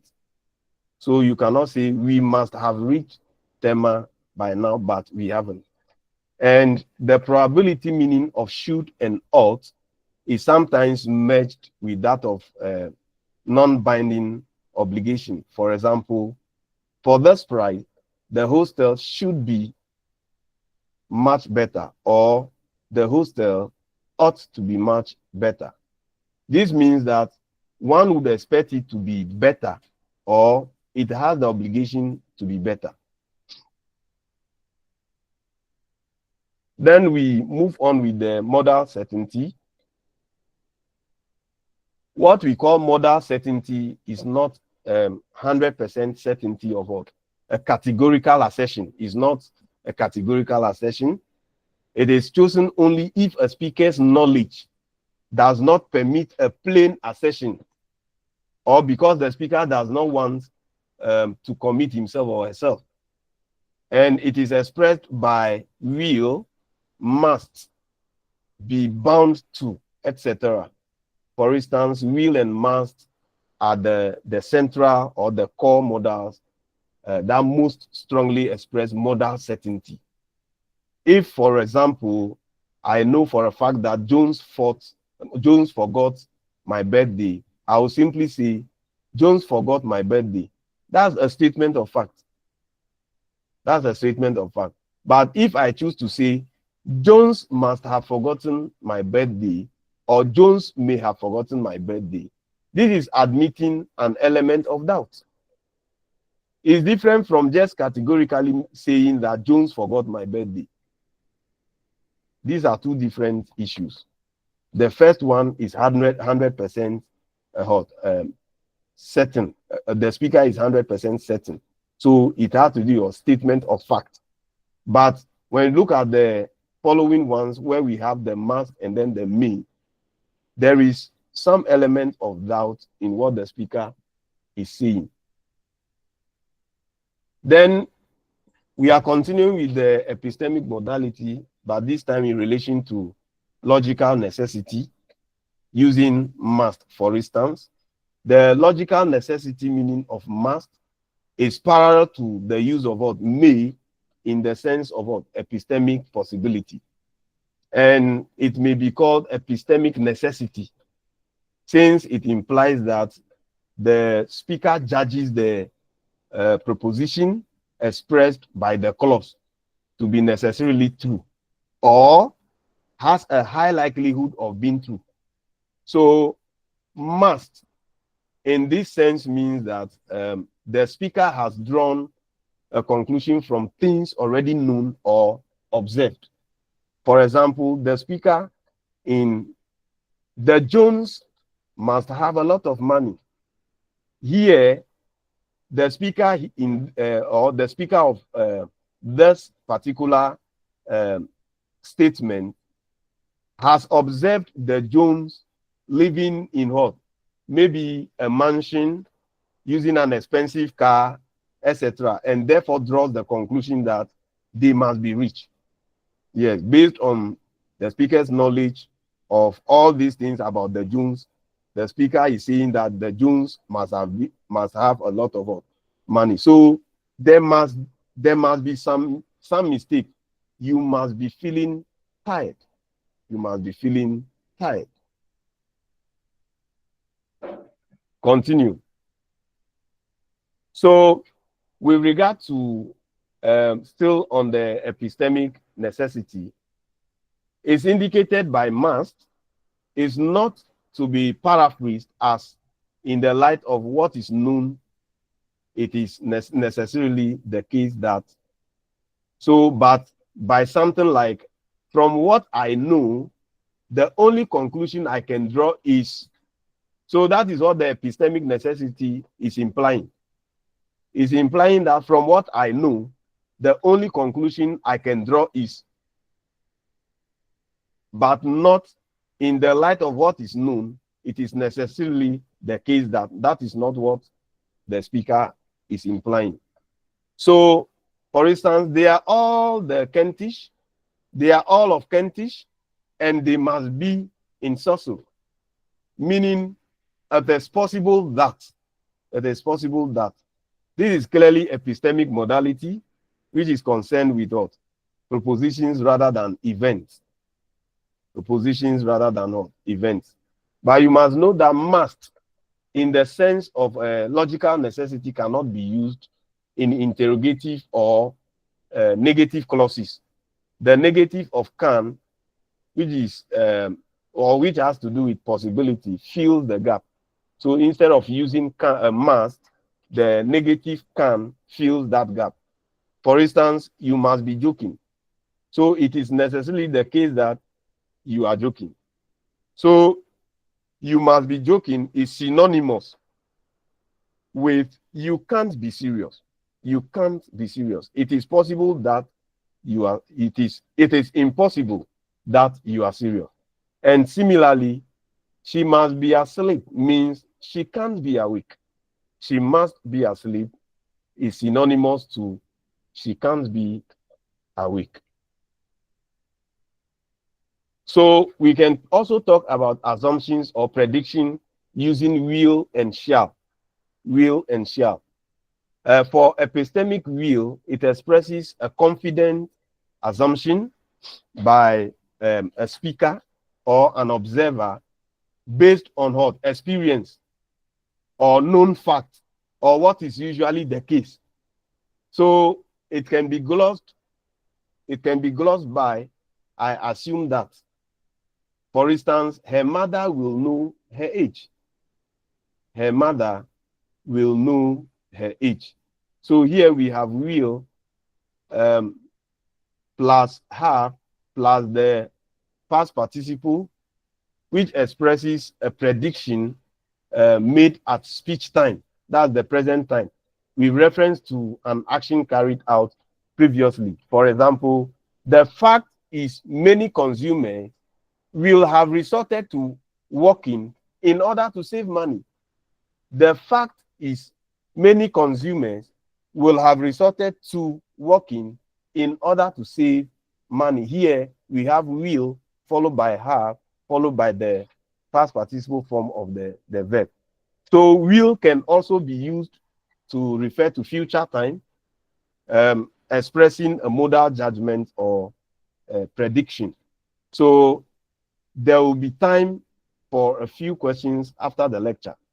Tema will be dry tomorrow with a fair amount of cloud. Any travel agency will arrange it for you. So basically, when we talk about epistemic modality, we are talking about possibility, epistemic. We can talk about epistemic possibility, epistemic probability, epistemic necessity. These are the three basic semantic notions that epistemic modality actually talks about. So I will pause here. I think it is time for us to even go for break. But before we go, if you have any question, you ask, so that when we come back, we will look at deontic modality.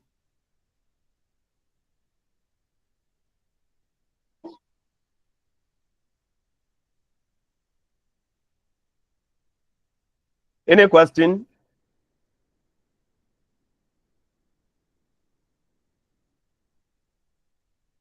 Any question?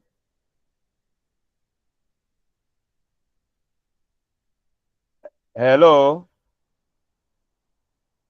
Hello, sir. I believe you can hear me well.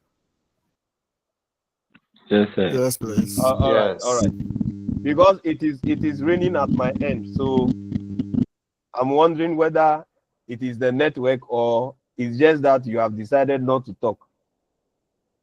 All right, but I It's can raining hear you every clearly. Saturday. Even Can hear it though it is raining here, I can hear you clearly because I'm using my earpiece, so clearly. I can hear you clearly. All right. So if you don't have any question, it's now 2:00. We will go for break, the 10-minute break. We'll go for 10-minute break. Then we are supposed to even end the class at 1:50, not 2:00. So we'll go for 10-minute break. Then we'll come back and continue. So we'll come back at 2:10. 2:10. So see you at 2:10. Yes, sir. Okay. Yes, sir. Now that you are responding at 1, I hope you can come back to Richie. Now that you said your yes, sir, at 2:1, I hope you wouldn't come back at 2:11. I'm going to sleep small. Uh-uh.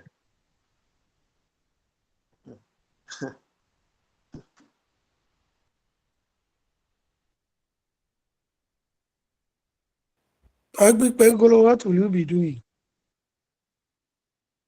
with your 10 minutes?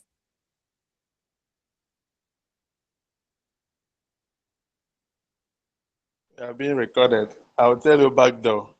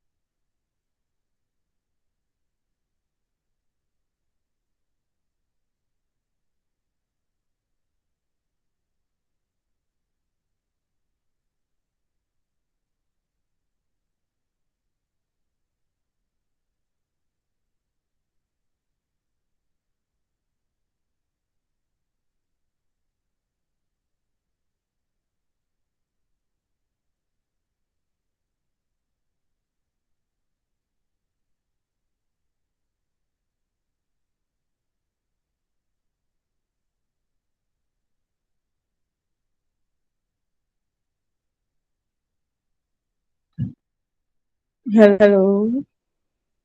Hello. Hello. Hi, hi. Yeah. Please, is that still on? I can't hear anything. Hello. Did you just join? We are on break. Okay. Yeah. Thank you.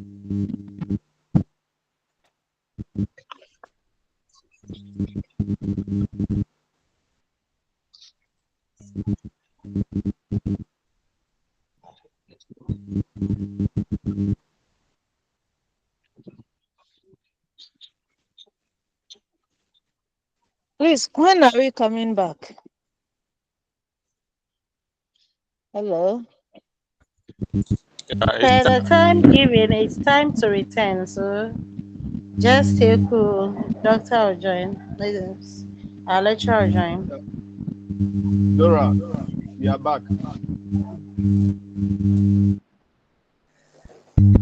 Yes, sir.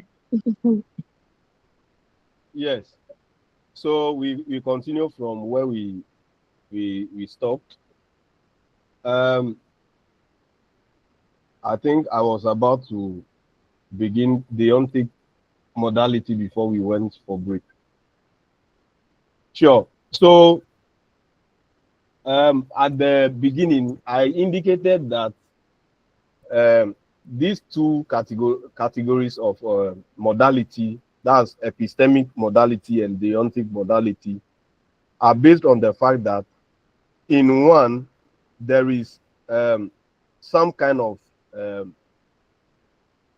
lack of human control over events. But for one, there is that presence of what? Human control of event. So for the epistemic, there is it has nothing to do with control of events, human control of event, but it has to do with passing of judgment or making judgment based on the speaker's knowledge. But for the deontic modality, this is a situation where there is that element of what? Passing of what? Or that element of human control of event. That is why we talk about giving of permission or prohibiting somebody from doing something, or volition, doing something on volition, etc. So for deontic, because it has to do with what? Influencing action, states, or events, and then expressing directives. That is why we say that generally deontic modality has that element of what? Human control. So the word deontic is based on the Greek word obligation, and deontic modality is the necessity of a person to do or not to do in a certain way, as opined by Cradler 1998, and it shows the speaker's desire for the proposition expressed by the utterance. And as I indicated earlier, it has to do with influencing actions, states or events, or expressing directives. And it is a linguistic modality that indicates how the world ought to be according to certain norms, expectations, speakers' desires, etc. And the speaker brings about an action using modals to express different degrees of obligation, advisability, or permission. And the modal verbs are used to express what is obligatory, what is permissible, what is prohibited, what is forbidden. And the deontic modality is usually subjective, because the speaker is the one who obliges or permits or forbids. So these are all aspects of the human control that I talked about earlier. And this involves permission, obligation, and volition, involving some kind of intrinsic human control over events. So deontic occurs, or deontic modality occurs, when the factors impinging on the the actualization of the situation referred to in the utterance involve some type of authority, as when a person or a set of rules or social conventions is responsible for the imposition of an obligation or a granting of permission. And it also involves what we call volition. It involves what? Volition. So when a modal verb is used to affect a situation by giving permission, etc., this is deontic modality. For example, you can go when you finished. You can go when you finished. The speaker is giving permission. So there is deontic modality used to control the situation. To control the situation.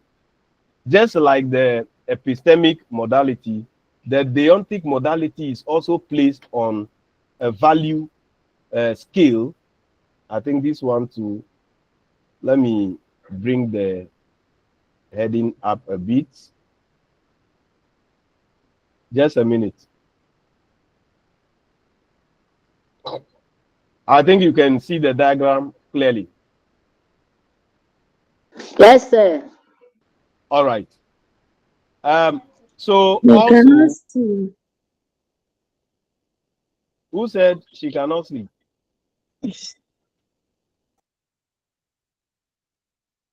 Then I think you should check your network, or you can see the diagram but not clearly. Is that what you are saying, Dora? I can't see it at all, sir. Oh, then it's your Yes, network. Or this thing down. Scroll it down a little. I've seen it, sir. Please, let's continue. It may be the network. Have you seen it now? Sir, please, let's Or you continue. could still maximize, yeah, or zoom it. I Please, have I've zoomed seen it. it. Can you see it now? Not Yes, you, All sir. right. sir. Thank Yeah. you. All right. You're welcome.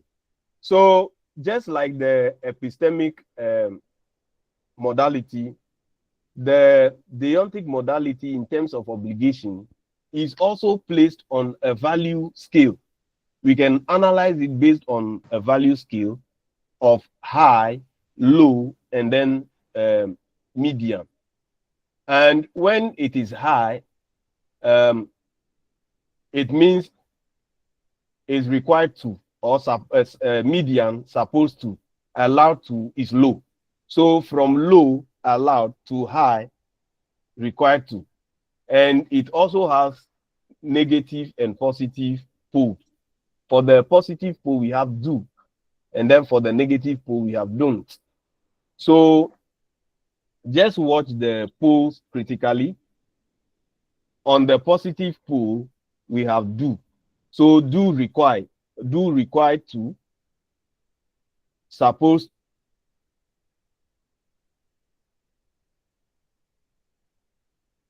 negative pole, that is where we add the negator not to the do to indicate that it is what a negative, the obligation is in the negative sense.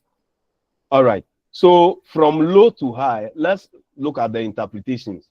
The low modality words convey less certainty and obligation. Generally, this makes a piece of writing sound uncertain and doubtful, just like we saw in the case of epistemic possibility low. Then the medium modality or the medium deontic, how do you call it, modality has to do with, or it uses words which sit in between low and then high modality words. And they are not completely certain, nor are they completely doubtful. And it conveys a chance that something may happen, just like we saw in the case of the epistemic modality. Then high modality words convey certainty and higher degrees of obligation. So when high modality words are used, it means that the speaker is confident and the intensity is conveyed to the reader, making the language used in writing seem more persuasive, just as we saw in the case of what epistemic modality. So, in which ways do we express deontic modality? One, we can use auxiliaries such as may, must, can, ought to, should, etc. We can also use verbs such as have to, need to, be allowed to, be supposed to. We can also use adjectives and adverbs such as obligatory, permissible, impermissible, etc., as well as their adverbial forms. So these are the three ways in which we can express our deontic modality. Now, the use of modal obligation, the use of modal, and it expresses commands or requests. We use the modal obligation to express what? Commands or requests. So deontic obligation in English can be thought of as an inescapable duty or a requirement realized by what? Must, have to, have got to, and in a lesser degree by shall, or in an advisable course of action by should or ought. So there is a slight difference between the use of must and then have to. We can have must, which has the force of what? A command. So this brings us to the issue of obligation or compulsion. For instance, must as a modal obligation. When realized by must and with the addressee as subject, obligation can have the force of a direct command, and must expresses a strong obligation or necessity. For instance, you must go. You must go. I order you to go. I urge you to go. This one is hedging. The speaker doesn't want to sound like issuing a command or compelling the addressee to obey that command. So if the speaker says, I urge you to go, is a kind of what is hedging. It's hedging the obligation. I think when I zoomed the okay. I believe you can see, you can still see the Yes, slides sir. clearly. All right.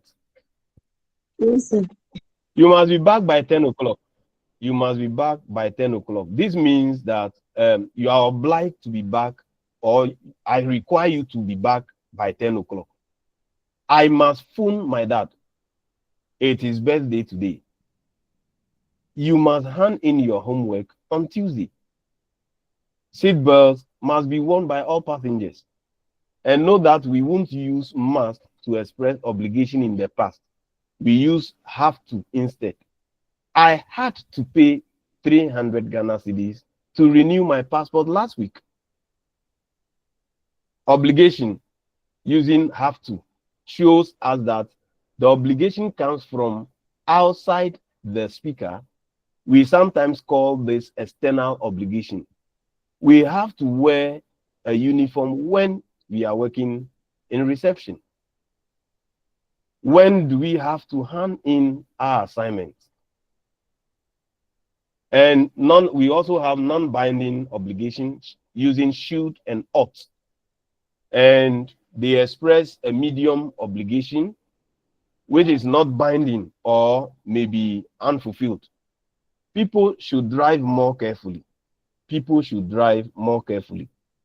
Another example is you really ought to cut down on smoking. This one is not binding on the addressee. It's not binding on the addressee. The person can choose to cut down smoking or not. So the obligation is not binding. Then we can talk about permission, deontic permission, using can.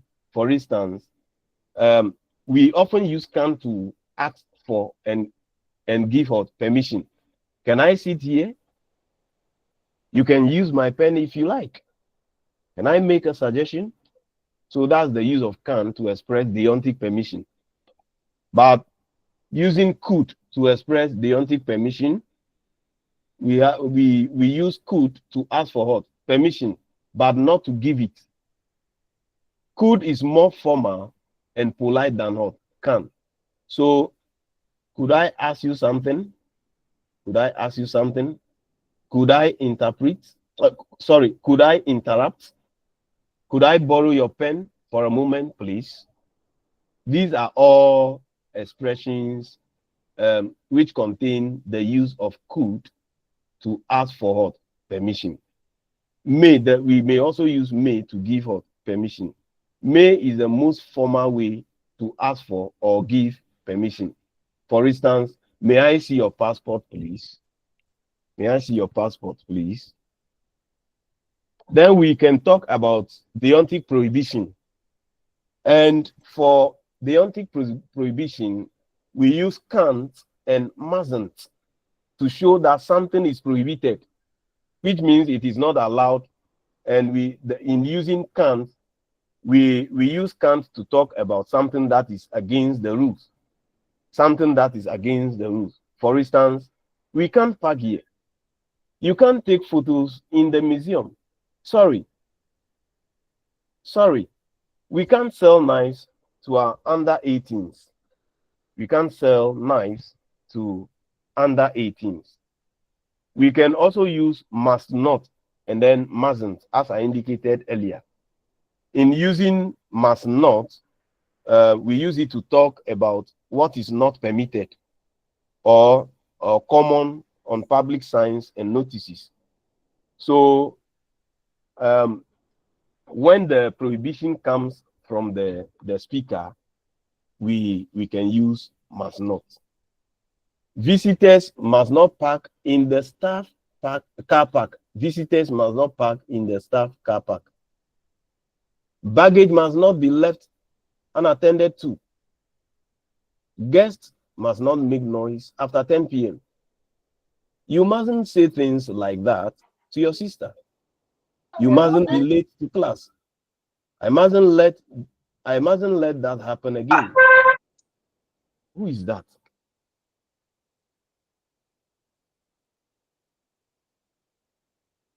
Charlotte. I think the mic is off now. Okay.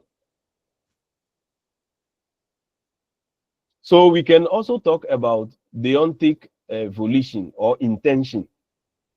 So volition or intention refers to an act of deciding inwardly upon some actions that the speaker proposes to do in the near future. That is according to Biber and Co. or Biber et al. 1999, Leach 2004, Quirk et al. 1985. All of them, this is how they have explained what volition is. They are saying that it has to do in an act of deciding internally or inwardly upon some actions that the speaker proposes to do in the near future. And in linguistics, volition is a concept that distinguishes whether the subject or agent of a particular sentence intended an action or not. And it is the intentional or unintentional nature of an action when we talk about what? Volition.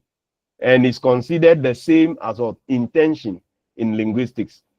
So volition can then be expressed in a given language using a variety of possible methods.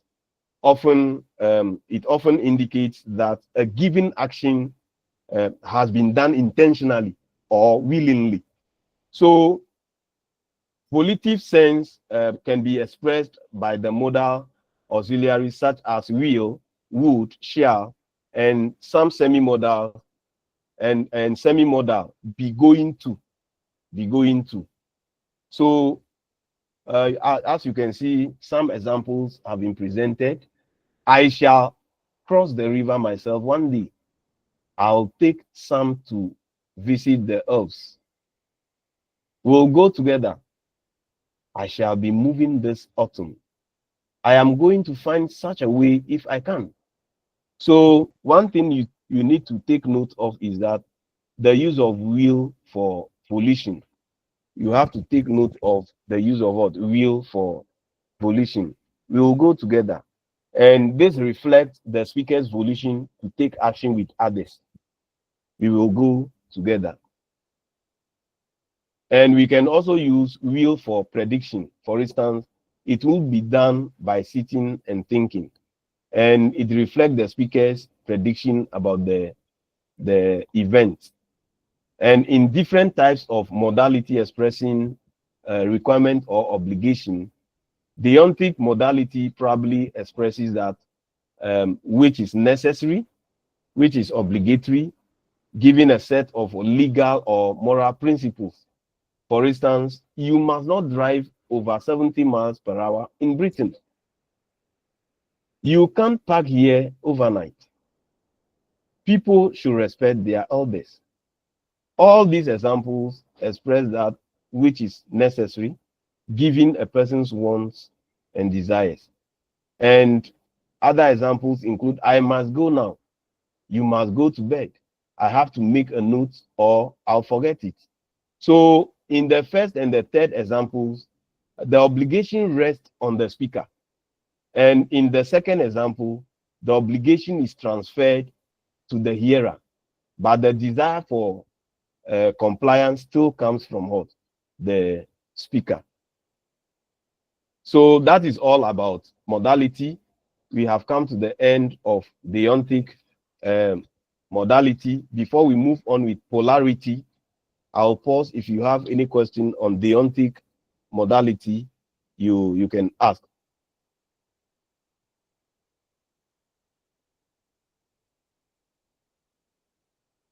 Any question on the deontic modality?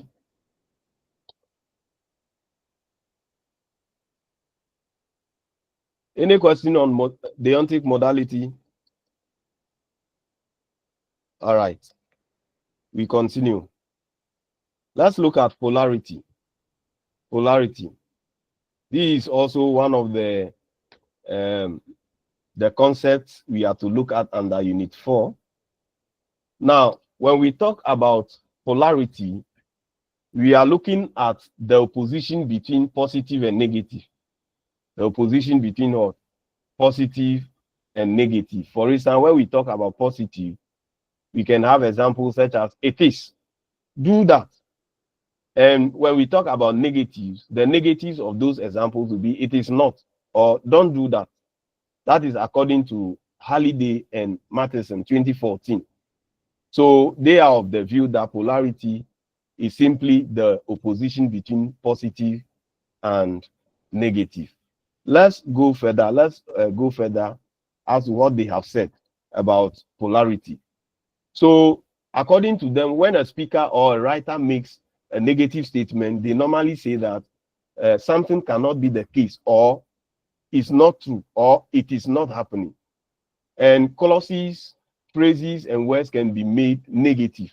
If you want to express negation, we can express it at the level of word, at the level of phrase, at the level of the clause. And the most common way of negating a statement in English is to insert the negators no and not. And polarity is the distinction of affirmative and negative, which indicates the truth or falsehood of a statement. So it refers to the grammatical systems associated with what? Distinguishing between positive and negative clauses. And basic clauses in English are positive, while negative clauses are marked with words such as what? Not and no. Similarly, in English, grammatical polarity is generally indicated by what? The presence or absence of the modifier not, which helps to distinguish negative statements from positive ones. And many other languages contain similar modifiers. French, for instance, has ne pas, and German has nicht, all expressing what? Negation. Now, primary negative words in English are neither, none, nothing, never, No one. Nowhere. No. Nobody. Not. I'm coming here. Okay.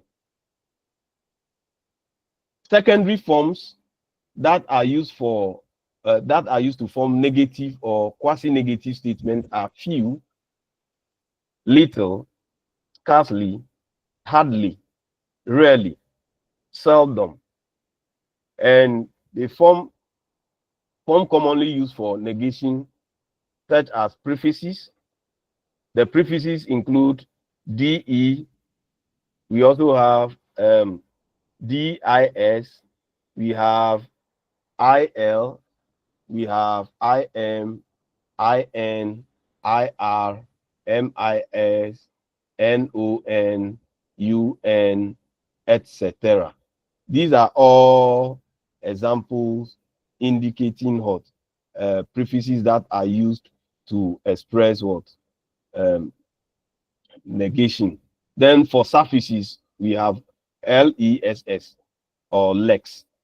So when we take polarity into consideration from a diagrammatic perspective, this is how it looks like. We have polarity out there, then we have positive at the top and negative at the down. The negative is can be expressed in relation to a proposition, and it can be expressed in relation to modality. That is the negative.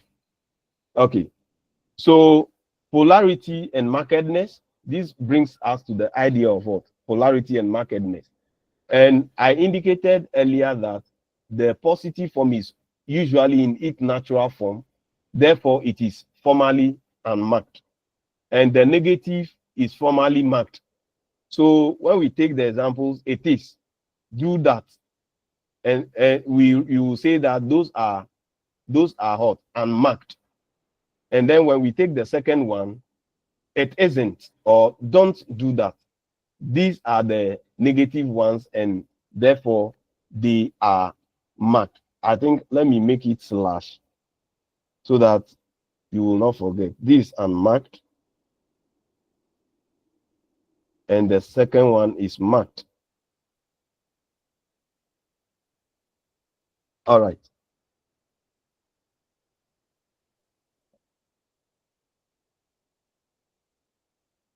So when we consider the positive and the negative in terms of markedness of polarity, Halliday and James 1998, as well as Halliday and Matheson 2014, they are of the view that the ratio is 9:1. 9:1.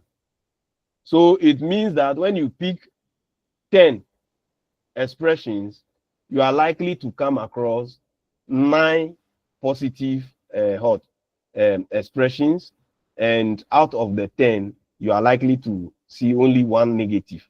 So in percentage terms, they are of the view that the positive polarity carries 90% of our communication, or the positive polarity occurs about 90%, and then the negative polarity occurs 10%.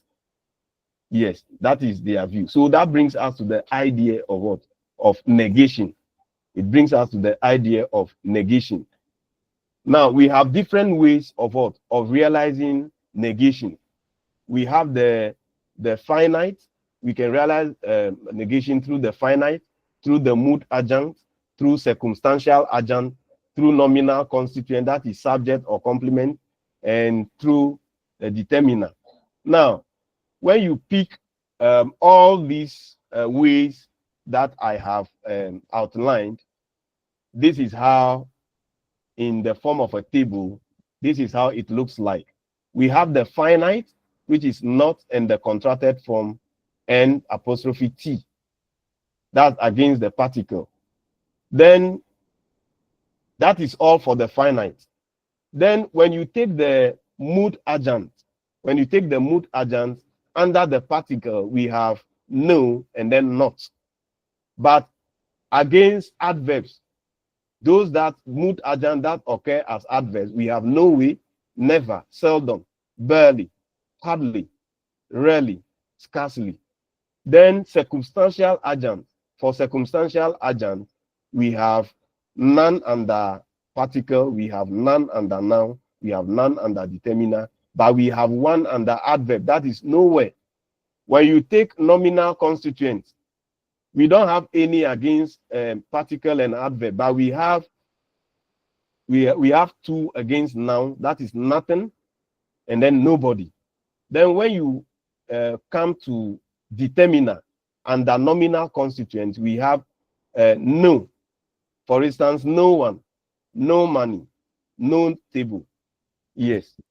So this is the summary of the various ways of what? Of realizing negation and the lexical items that express negation under each of the ways. Now, negative as particle in the finite. Let's look at them in clauses. No, I didn't see anything. No, I didn't see anything. When you look at the finite, you realize that we have the finite which has a negative particle. That is n raised to the power n apostrophe t. Sorry, n apostrophe t. It's attached to date. It is attached to the how do you call it? The finite date. So it becomes, the whole finite becomes negative. Then together with the, so both the finite and the subject, they form the mood. Don't forget, when we were looking at the mood, I told you that the subject and the finite together constitute the mood in declarative clauses. So take note of that. So under the mood, we have I didn't. So if you want to look at the negation in relation to mood, you will say I didn't. That is what constitutes the negation in relation to mood. All right. So this is another example. I didn't, no, I did not see anything. I did not see. So here we have another particle. Here it is not expressed in a contracted form, but now fully. It's a full particle, not. Full particle, not. I did not. So this is how it is used. Then negative as mood agent. Apart from realizing it through the particle, we can realize negation through mood agent. And for mood agent, we have an example here. I'll never ask for too much. I'll never ask for too much. We have the subject as I, finite as will, and never as the mood agent. And that mood agent is in the negative. Is in the negative. This is another example for mood agent. I know not this man of whom ye speak. I know not of this man of whom ye speak. So we also have mood agent here, not. Then we have another one here. You cannot know.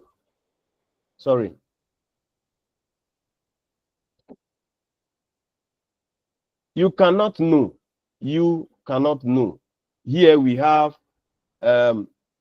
mood agent as what? Not. Still not. This is another. Go and sin no more. Go and sin no more. So no more here is what we call a circumstantial agent. Circumstantial agent. Then we have no, it isn't. No, it isn't.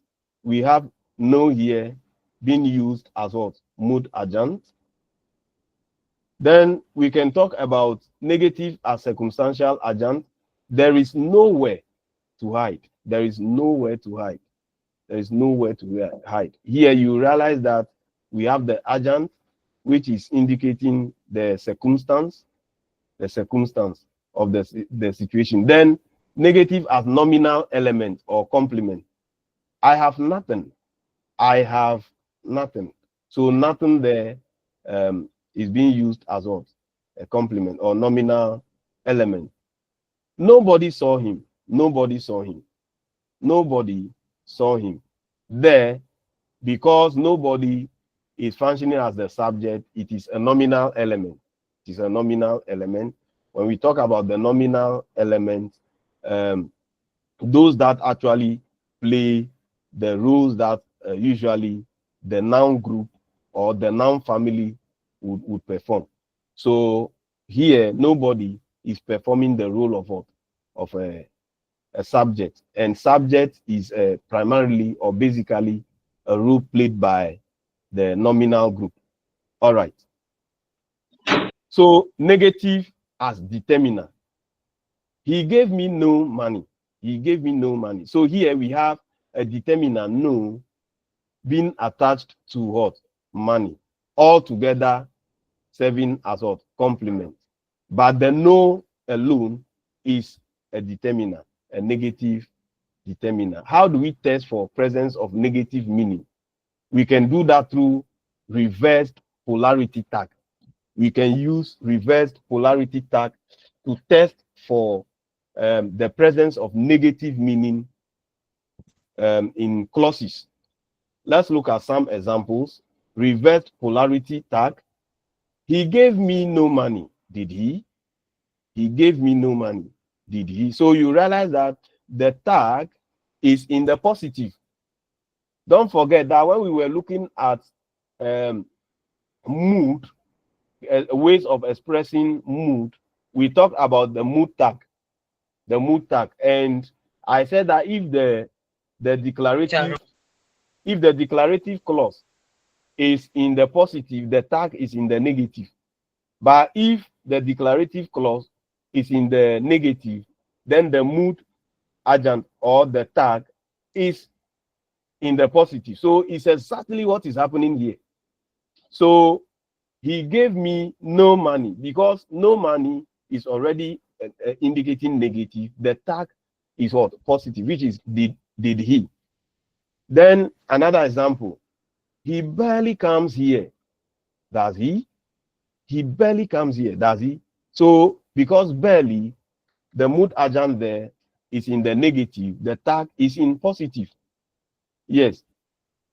So let's refresh our minds on the functions of polarity tags, even though we looked at them when we were looking at mood the last time. But let's look at few examples. Constant polarity tags.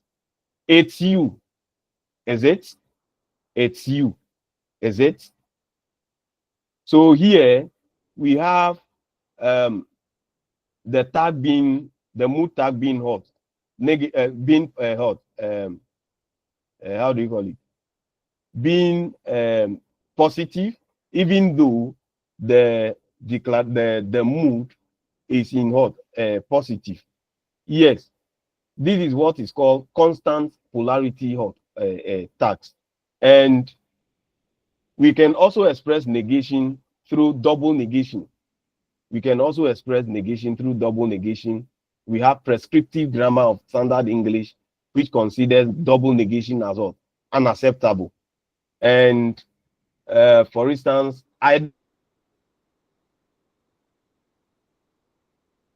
standard English does not accept this as correct expressions. I don't have nothing at all. So what prescriptive grammar of standard English would have prescribed is I don't have anything at all. That is what prescriptive grammar of standard English would have accepted. But we have a double negation. I never did nothing. I wasn't saying nothing. So the negators cancel each other out. So John didn't eat no pies. It means that he ate all the pies. He ate all the pies. When multiple negation is expected in non-standard English, it is termed negative concord, and it is allowed as what? A means of reinforcing the polarity of the clause. So it is accepted in several contexts in standard English, and only in some cases is the resultant meaning positive. So throw paper aeroplanes, not in Debbie's class, they won't. Millicent didn't think that was funny. I don't think. Jude wasn't unreliable. So these are all expressions under what? Double negation. Then we can extend the issue of analyzing negation to go beyond the level of the clause. We can even do it at the level of the text. So I'll project a text now. I want you to read through the text carefully, and then you identify the use of what? Negation in the text. So I'll give you a few minutes, let's say about 3 minutes, then you go through the text, then you tell me where you have found the negative expressions. So over to you.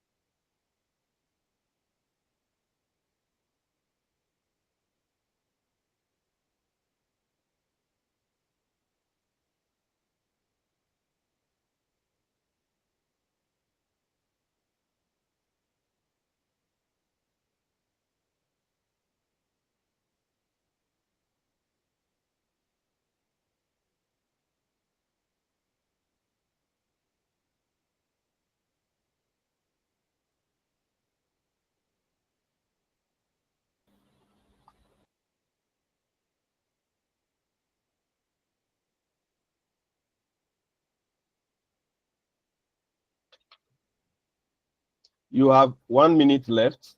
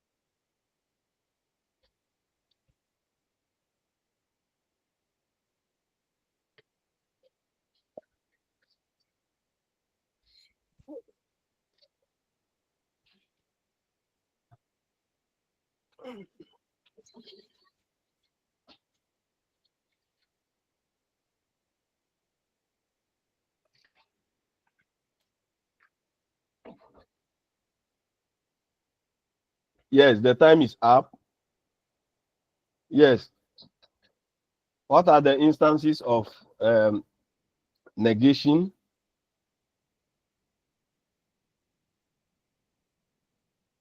As used in the text?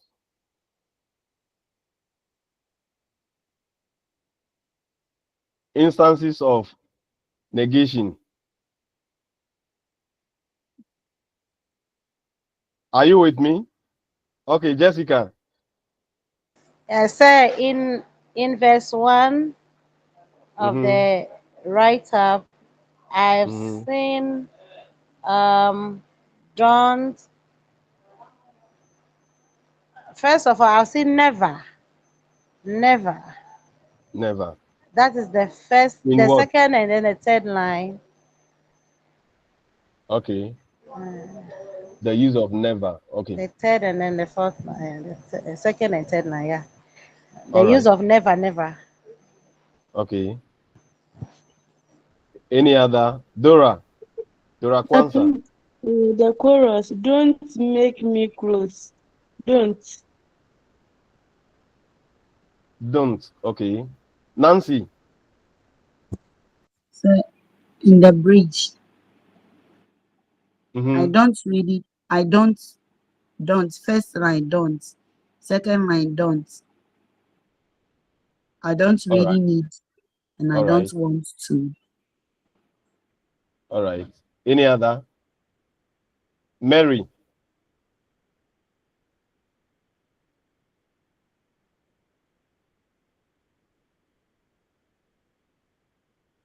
Mary. Dida. Hello, sir. Thank you. We have two also at the chorus portion. The Mm-hmm. first and then the second line. Don't make me close one more door. I don't Mm-hmm. want to hurt anymore. Thank All right. you. You're welcome. Is that all? All right. For the sake of time, let's proceed. Um, yes. So I have highlighted places, all the places where the negatives have been used, where we can see negation clearly used. Clearly used. I have nothing down there. Can't, won't, nowhere, never, anymore. These are all instances of negation used in the text. So we can analyze negation at the level of the text as well. So it's not limited to only the level of the clause. All right. So we can look at polarity in the interrogative where we have yes, no question. Have you seen the news? That's yes, no question. Yes, no question. So negative polarity will be, haven't you seen the news? Haven't you seen the news? Yes, I have. No, I haven't. No, I haven't. So we can use polarity at this level as well. Yes. So this brings us to the end of unit 4. It's now 2 minutes to 3 o'clock. I'll give you 2 minutes to ask your questions. If you don't have any question, then we will continue straight with unit 5. If you don't have any question, but if you have any question, you can ask. Nancy, Doku Nancy. Okay, she has lowered her hand. All right.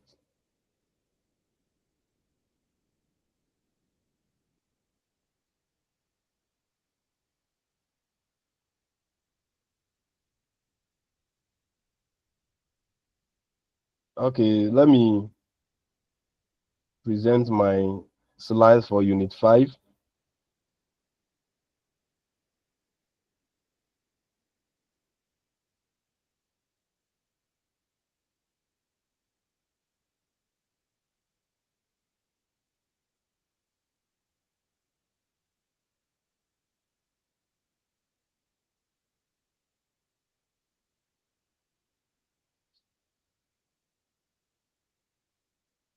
Yes, for unit 5,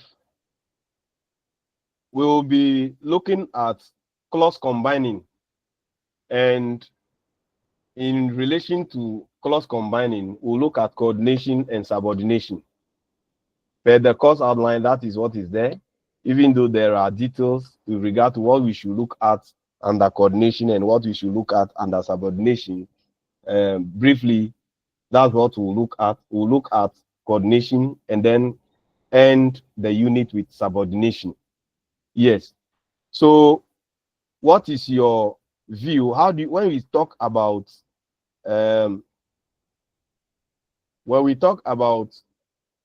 coordination, how do you understand what is coordination, or what is the difference between coordination and subordination?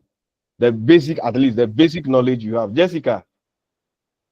Thank you, sir. I think coordination is working at the same level. That is layman's explanation. So you work at the same level, equal strength, equal authority, equal power. But subordination, there is that superiority and subordination. Let me say it that way. So if So you relate this to somebody, grammar, English so grammar, relating it to grammar, or relate it to the uh, clause. okay, so a clause that is coordinating Mm-hmm. um, has more than one clause, and Mm-hmm. these clauses have equal or different meanings. Both are meaningful or both are independent. All right. Then the subordination, or in terms of clauses, one Mm-hmm. has meaning, the other doesn't. Are you sure one has meaning? Independently, that one is independent, and the other one's meaning relies on the other one to make meaning. Excellent. Now, so basically, when we talk about coordination, it has to do with what? A clause complex which has more than one clause, all of the same status. So, in other words, which has independent, more than one independent clause. But with subordination, it has what? At least one main clause or one independent clause, and then two or more than one or more in or dependent clauses. So they are not of equal status. The clauses in subordinate clauses or subordinated clauses are not of the same status. So any clause complex which has subordinate clauses means that there is definitely an independent clause in there before all those subordinate clauses are surrounding that main clause. So in the next 1 hour, we will be looking at the clause complex before we can understand how do you call it, coordination and subordination very well. We must understand what the clause complex is. When we say clause complex, what it means. Clause complex goes beyond just the simple clause or the simple sentence. It covers both the compound, the complex, the compound complex sentences. All of them constitute what we call the clause complex. And we will look at two kinds of relations between clause complexes, that is coordination and subordination. Then we continue with logical semantic relations, and then we end it with the summary. So let's see if we'll be able to cover all these before we close for the day. So what is clause complex? Yes, a clause complex refers to any one pair or chain of clauses related by independency, what is also technically known as taxes. And we use the term clause nexus to refer to the connection between any one pair of the clauses that are independently or tactically related. So, for example, I went to school in Frankfurt, and then I lived up in the Helsen for a while, then moved to Darmstadt. Yes. So here we have three clauses here. We have three clauses. The first one is I went to school in Frankfurt. Then I lived up in the Hausen for a while. then moved to Darmstadt. So these are the three clauses contained in that complex structure. So when we talk about complexity, it doesn't occur at the level of the clause only. It can also occur below the clause, at levels below the clause.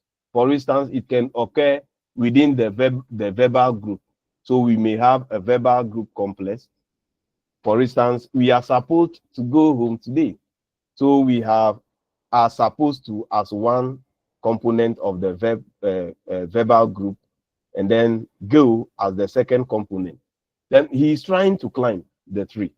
Henry, try and relax. So try is one component, and then relax is also another. And we can also have complexity at the level of within the nominal group, what we call nominal group complex. For instance, his first and best novel, his first good novel. These are all complex structures in terms of the nominal group. So we have two kinds of relations that we are going to talk about when it has to do with what? Clause complexes at the level of the clause. As we indicated earlier, the first one is coordination and the second one is what? Subordination. So we will look at interdependency relations, which has to do with coordination. Ernestine, Sono. Hello, sir. Uh-huh. Please, I would like to find out whether in analyzing the complexity at the verbal level, we will add the conjunction which joins the two verbs, or only the verbs. Oh, only the verbs. Only the verbs. Yes. Okay. Only the verbs. Okay, all right. Thank you. You're welcome. Let's continue. Yes, we are looking at interdependency relations, and coordination and subordination are distinguished based on what? Equality of status, as rightly indicated earlier. And coordination has to do with a relation of equivalence between conjoined clauses. It means that they are of the same status. They are equal in terms of status. For example, I came, I saw, and I conquered. I came, I saw, and I conquered. We have three clauses there in that clause complex. The first one is I came. The second one is I saw. The third one is I conquered. All of them are independent clauses which are coordinated into a complex clause structure that we can see. And when we talk about subordination, it's a relation of non-equivalence between conjoined clauses. Between conjoined clauses, it means that the clauses that are put together, they are not of the same status. They are non-equivalent in terms of status. And one clause is subordinated to the other, which means that it depends on it for its interpretation. For example, I came because I wanted to conquer. I came because I wanted to conquer. There, the interpretation of because I wanted to conquer depends on the clause, the meaning of the clause I came. Yes. So because I wanted to conquer is a subordinate clause, while I came is an independent or a main clause. Now, how is coordination realized? How is coordination realized? So we'll talk about realization of coordination. Coordination actually takes place in a compound sentence, and take note of that. Coordination can only take place in a compound sentence, not in a complex sentence or compound complex sentence. It takes place in what? A compound sentence. Now, compound sentence has one or more coordinated clauses as its immediate constituents, and coordinators in compound sentences join two or more independent clauses, as I earlier indicated. and the clauses with equal status. So all the clauses in a compound sentence are of equal status and together in one sentence. So they are all put together into one sentence. And coordination consists of what? Constitute of equal elements. And the clauses put together by a coordinator in a compound sentence actually provide basic instances of what is called a paratatic relationship. Paratatic relationship. And a coordinator is always a coordinating conjunction. A coordinator is always a coordinating conjunction. In English, we can have up to 5 coordinating conjunctions, such as and, or, no, but, and for. These coordinators are always placed between the clauses they coordinate. Between the clauses they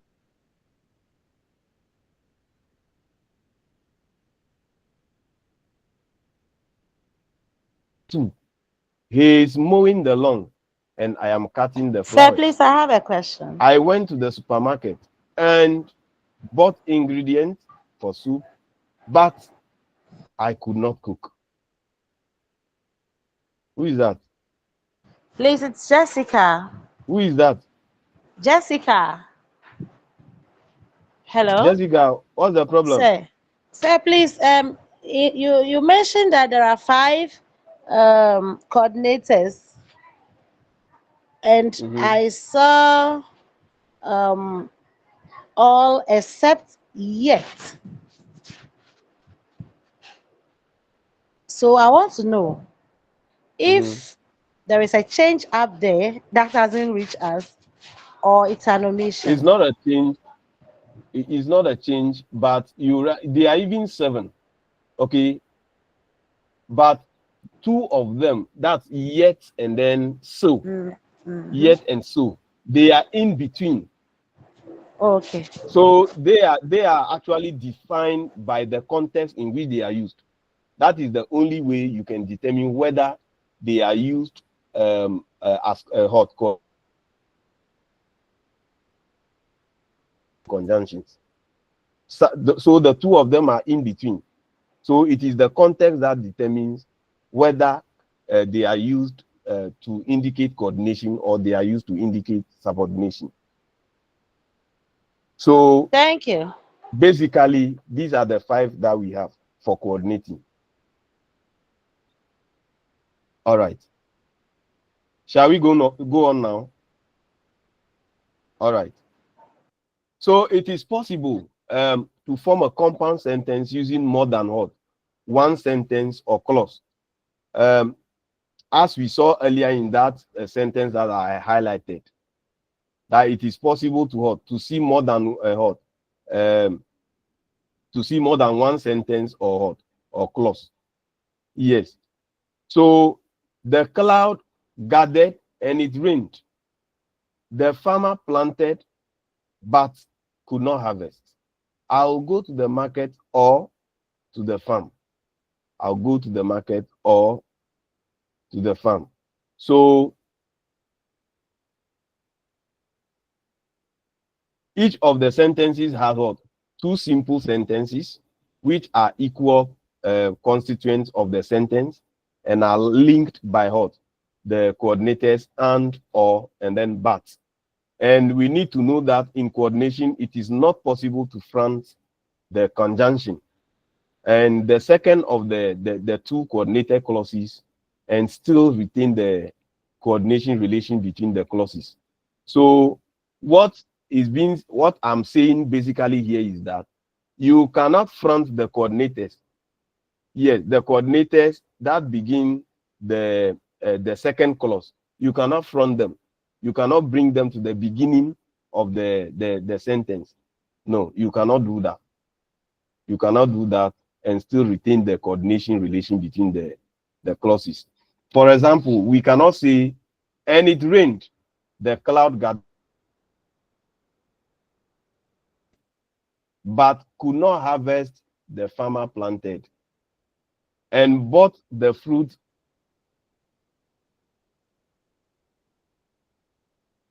and therefore unacceptable in English.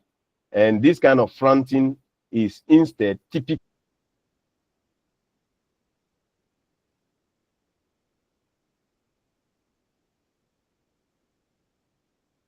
conjunctions.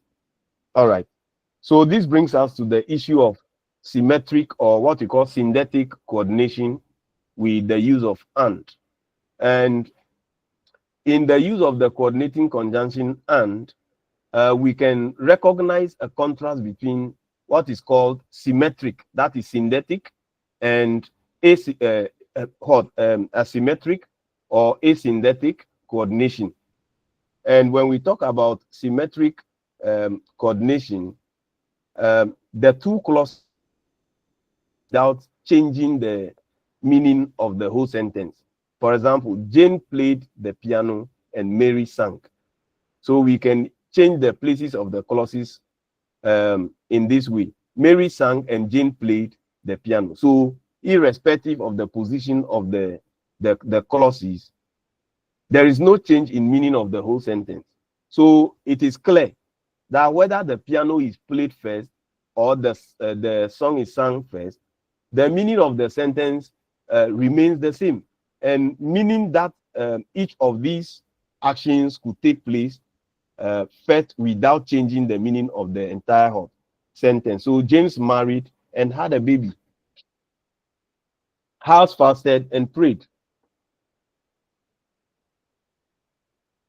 Then we look at asymmetric or asymmetric and then or asynthetic coordination with and. So in asymmetric coordination, a change in the order of the clauses in the compound sentence will always change the meaning of the entire sentence. For instance, the farmer planted and harvested. So both sentences are in asymmetric relation with each other. So a change in the order of the clauses will affect the meaning of the entire sentence, unlike the symmetric coordination. So the farmer harvested and planted. The meaning is completely changed.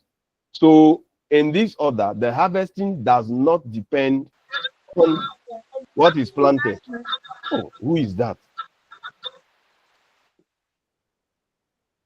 Ruth.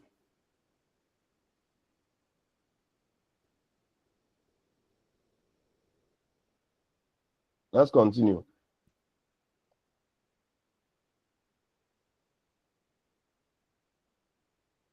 So he applied for the job and got employed. He applied for the job and got employed. He got employed and applied for the job. Here, it would have meant that his employment is not due to his application. That is what it means. But this is not possible. So for one to have a job, one needs to put in an application. And you cannot have a job before putting in an application for the same job. So she was pregnant for 9 months and gave birth. She gave birth and was pregnant for 9 months. Is it possible that you give birth before you become pregnant for 9 months? No, It's not no. possible. It's not possible. So what are the semantic implications of the use of the coordinator and? One, the first one has to do with consequence or result. In this case, the event in the second clause is a consequence of result of the event in the first. For example, the staff slept late the previous night and therefore couldn't wake up early. This can be made more explicit, or yes, more explicit by adding an adverbial such as therefore, so, etc. Then we can also talk about chronological sequence. This is another semantic implication of the use of and. The event in the second clause is chronologically sequenced to the event in the first. For example, the student arrived at the center at 12 noon and the teachers arrived at 3 p.m. It means that the student, if you want to make it clear or clearer, we will say that this we can add the adverbial then. That is why the adverbial then is in brackets just after the coordinating conjunction. As you can see in the first one also, we have therefore in the bracket against and. So it can be made more explicit if we add what the adverbial. So we can say that the student arrived at the center at 12 noon, and then the teachers arrived at 3 p.m. So all indicating chronological sequence. Then another semantic implication is contrast. And the second clause here, the second clause introduces a contrast, in which case and could be replaced by but. So in terms of contrast, and can be replaced by but. The professional players are strong and the local players are weak. This can be made more explicit by adding in contrast. So we can say the professional players are strong and in contrast, the local players are weak. So we can also say that we can replace this by but by saying the professional players are strong, but the local players are weak. So you realize that when we use but, the contrast is very clear in there. Another semantic implication of the use of and is comment, is to comment. The second clause may be a comment on the first clause. So an example is the couple was able to withstand all kinds of temptations, and that was good. And that was good. So you realize that that was good serves as a comment on the first clause, which is the couple was able to withstand all kinds of temptations. Then it can also be used to express or surprise. So the second clause may indicate an element of surprise. For example, the passengers arrived early and couldn't catch the bus. So here you can, so this could be made more explicit by adding yet or replace and with but. Then we can also talk about condition, expressing condition. The first clause may be a condition of the second clause. For example, assure me confidentiality and I will tell you what happened. Assure me confidentiality. So that is the condition, and that is the first clause. And the condition is that when you assure me the confidentiality, then I will tell you what happened. So this can be made more explicit by adding then. That is why you can see then against or just after the coordinating conjunction and. In another way, we can use and to indicate similarity. The second clause may make a point similar to the first one. For example, speaking to the chief is okay, and talking to the board chairman is good. So we can make it more explicit by adding what similarly. Then we have pure addition. Pure addition. The second clause may be a pure addition to the first clause. For example, he is a student and he likes playing football. So he is a student and he likes playing football. What you can see at the down there should tell you that there was a question on this particular issue, implications of the use of and. So as you can see clearly, accept any four mentioned, explained, and exemplified. So when you see this, when I give you the slide and you see this, then know that this is a likely examinable portion of the topic. Then the coordinator but. So that is all about the coordinator and. What about the coordinator but? Unlike the coordinator and, we use but if we want to express contrast between two ideas. And in doing that, two things, or we can recognize two cases. One, The second clause expresses the opposite of what the speaker expected will be the result of what the first clause expresses. For instance, Jane is poor, but she is generous. Jane is poor, but she is generous. Here, the speaker expects someone who is poor to be mean. Naturally, we expect that poor people don't have enough. So we don't expect them to be generous or to give generously. So if the opposite happens, then the two events become contrastive. Therefore, Jane's generosity is presented as something unexpected. So that is what we mean by what? Expressing what? The opposite of what the speaker expected would have been the result. But in cases like this, we can use the conjunct nevertheless to express the same relation between the two clauses.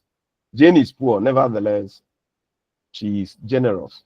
We can also use the subordinator though or although in this case. For example, we say, although Jane is poor, she is generous. Then the second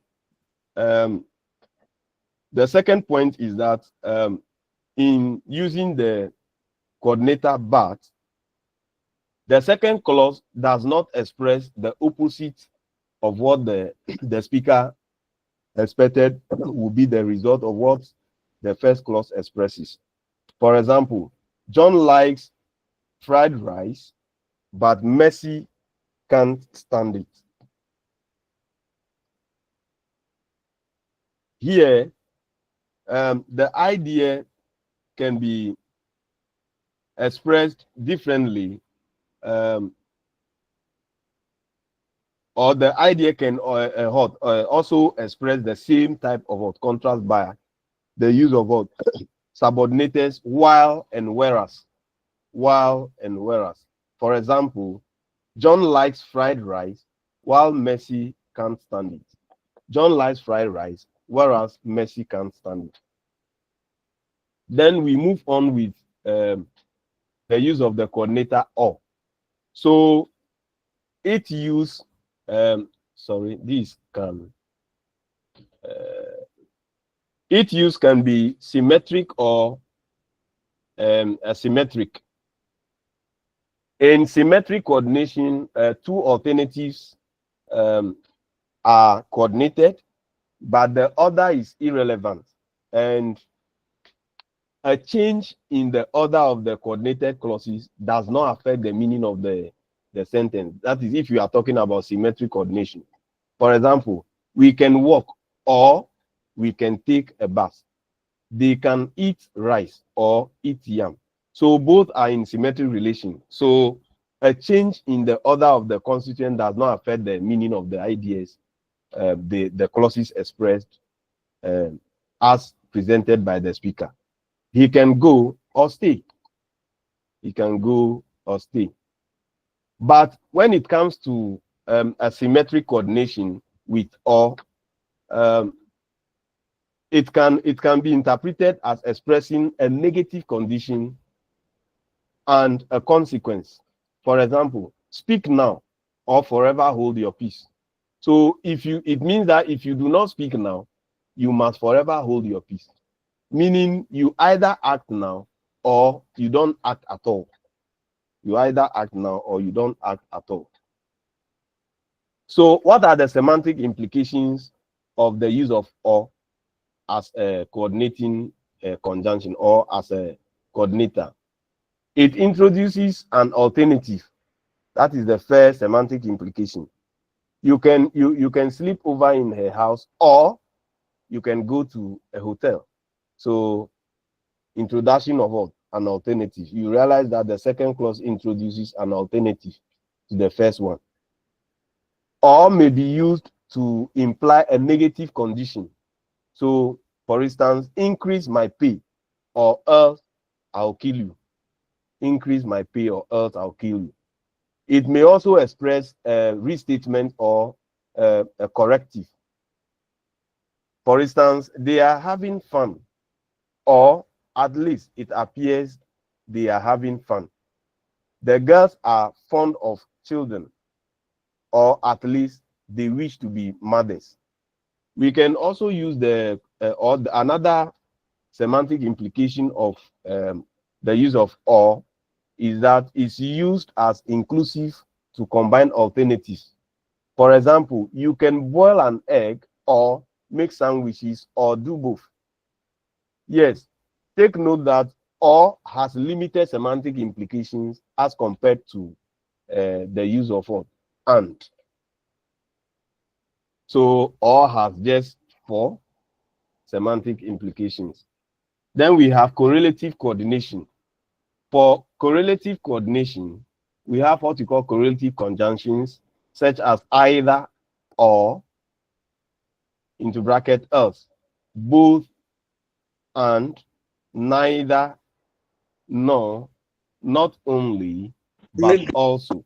So these are all correlative conjunctions that we can use to express correlative coordination.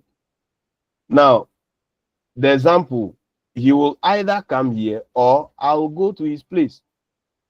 If not only or neither nor are placed in what? Clause initial position, there is inversion between subject and finite. Once you see not only or neither nor at the initial position of the clause, there is this inversion between the subject and the finite in terms of positionality. So I was not satisfied with the result, and neither were they. Now look at the inversion. As soon as we move not only to the beginning of the sentence, we have not only does Mary. So this one no longer Mary does not only, but not only does Mary run a KG, but she also writes books on childcare. But she also writes books on child. So you realize that in the first clause there is an inversion between the subject and the finite. The subject Mary, and then the finite does. What are the processes of coordination? Coordinators are restricted to initial position in the clause, where they serve as textual themes, orienting the interpretation of the clause in relation to what? The preceding discourse. And these differentiate coordinators from most conjuncts, such as moreover, however, therefore. Let's look at the comparison. John plays the guitar, but his sister plays the piano. John plays the guitar, his sister, however, plays the piano. John plays the guitar, but his sister, however, plays the piano. Another process is that clauses beginning with coordinator cannot be moved in front of the preceding clause, at least not with the same implication. For instance, Mary wanted it, but John gave it away. Mary wanted it, but John gave it away. The next one is coordination allows ellipsis of elements of the clauses in the secondary clause if the subject of the clause is co-referential with that of the preceding linked clause. For instance, John plays the guitar and the piano. John plays piano and rides horses. John plays piano and rides horses. So you realize that here the subject of the clause, the subject of the second clause is co-referential to with that of the first one, which is what? John. So is the same John, which is subject for the second clause. How do you call it? Rides horses. So there we have John plays piano, and then John rides horses. That is the full complement of the structure. But but the subject of the second clause has been omitted. Then more than two clauses can be coordinated. In the process of coordination, more than two clauses can be coordinated, what we call multiple coordinated clauses. Multiple coordinated clauses. In principle, there is no limit to the number of clauses that can be coordinated. The specific number is an empirical issue and is constrained by discourse processing factors. So in multiple coordinated clauses, only the final clause requires a coordinator. In multiple coordinated clauses, it is only the final clause that requires a coordinator. Once you have more than two clauses in a coordinated clause or in a clause complex structure, it's only the last one that should see a coordinator preceding it. So, for instance, John might take them by car. Mary might go with them by train, or I might order a taxi for them. So you realize that it is only the third clause within this structure that has the coordinating conjunction or. Repetition of the coordinator is possible for stylistic emphasis. Yes, once there is repetition of the coordinator, then you must know that it's for stylistic purposes, and it's for stylistic emphasis. It's for emphasis in terms of what? Stylistics. For instance, they would walk and talk and bath and read and joke. These are all for stylistic emphasis. So that is all about coordination. If you have questions on coordination, ask before we go on with subordination.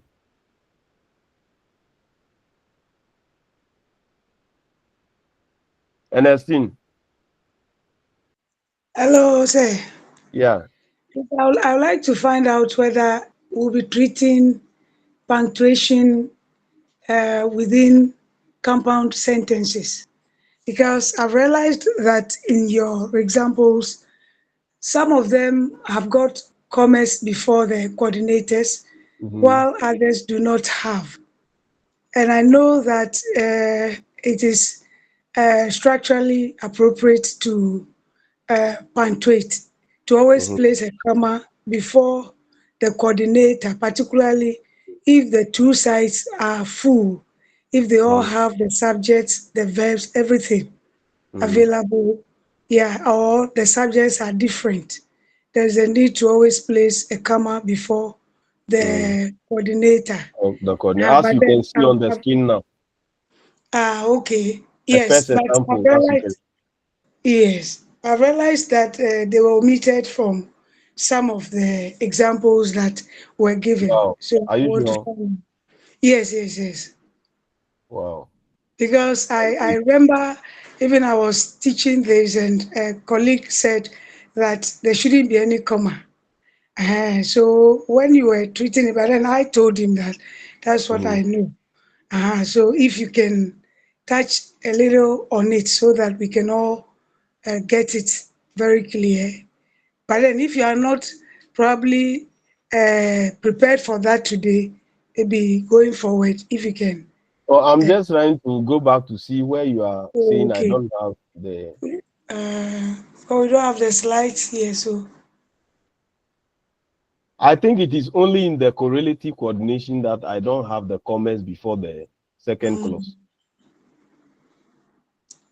Okay. But where we have simple coordinators, I think I have them.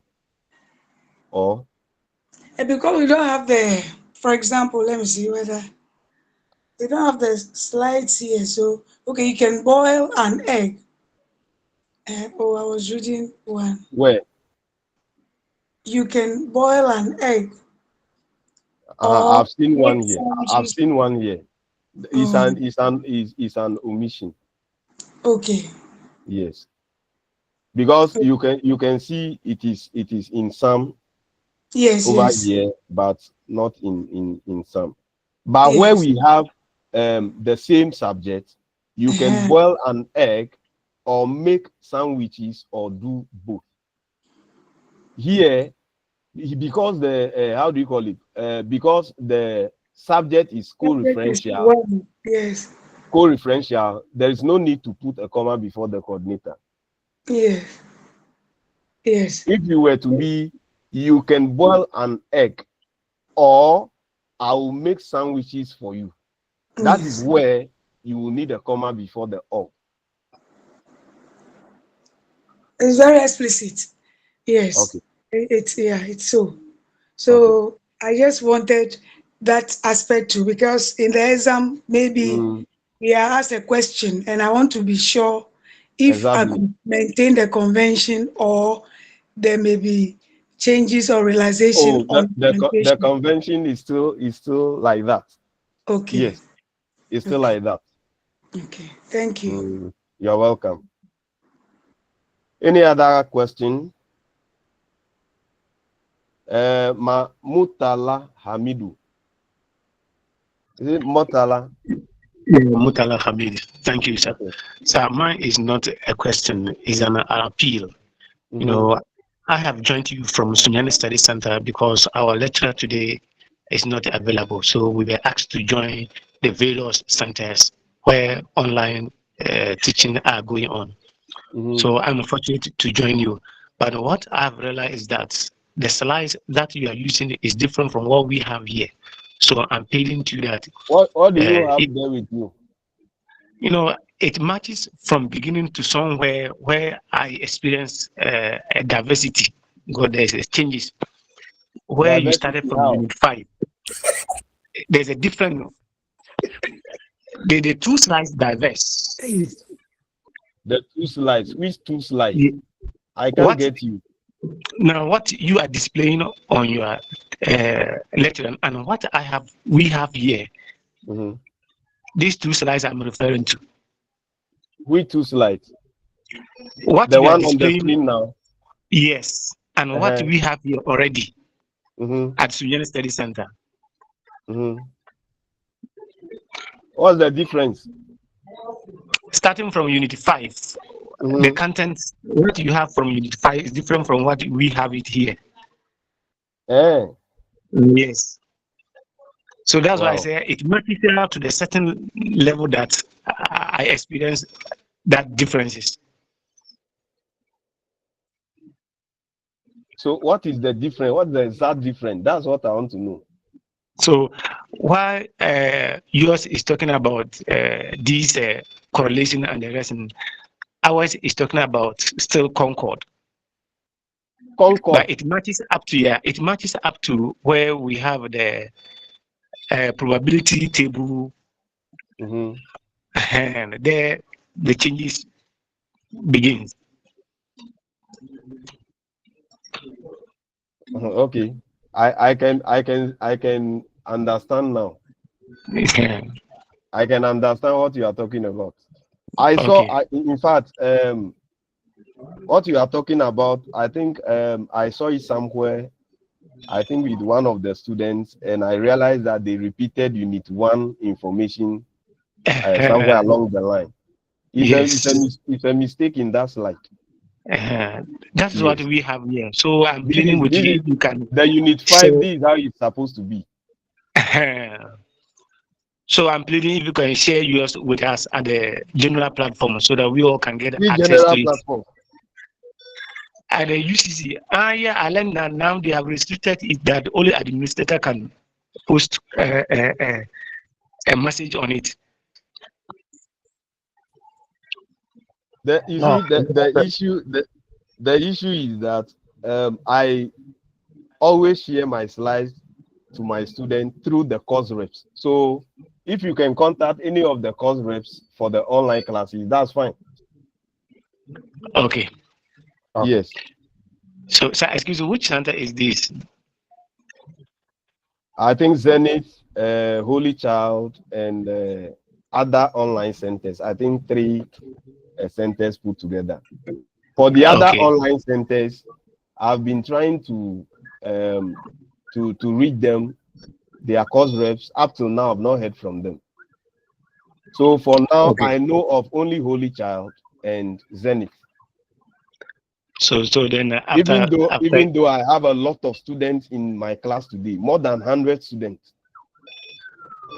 Yeah, because of absence of some lecture, that your number has been increased.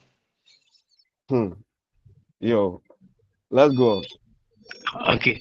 So So from you here I'll can get contact your class rep. you can contact the course reps for my Okay. classes, and then you take it from them. Thank you so much. You're welcome. Let's go on with subordination. Subordination. So we talk about two types of subordination. Well, just like the coordination, we talked about symmetric and then asymmetric, or synthetic and then asynthetic coordination. For subordination, we have what we call embedding. Embedding is a kind of subordination where a clause functions as a constituent within another clause, or a group of which itself is a constituent of a clause. So this, according to Halliday and Matheson 2014, as well as Downing 2015. All these scholars are of the view that when we talk about embedding subordination, is a kind of subordination in which a clause functions as a constituent within another clause, or of a group of which itself is a constituent of a clause. So an embedded clause is therefore a rank shifted clause. The embedded clause functions in the structure of the group, and the group functions in the structure of the clause, still according to Halliday and Matheson 2014. And then the second type is the hypothesis subordination.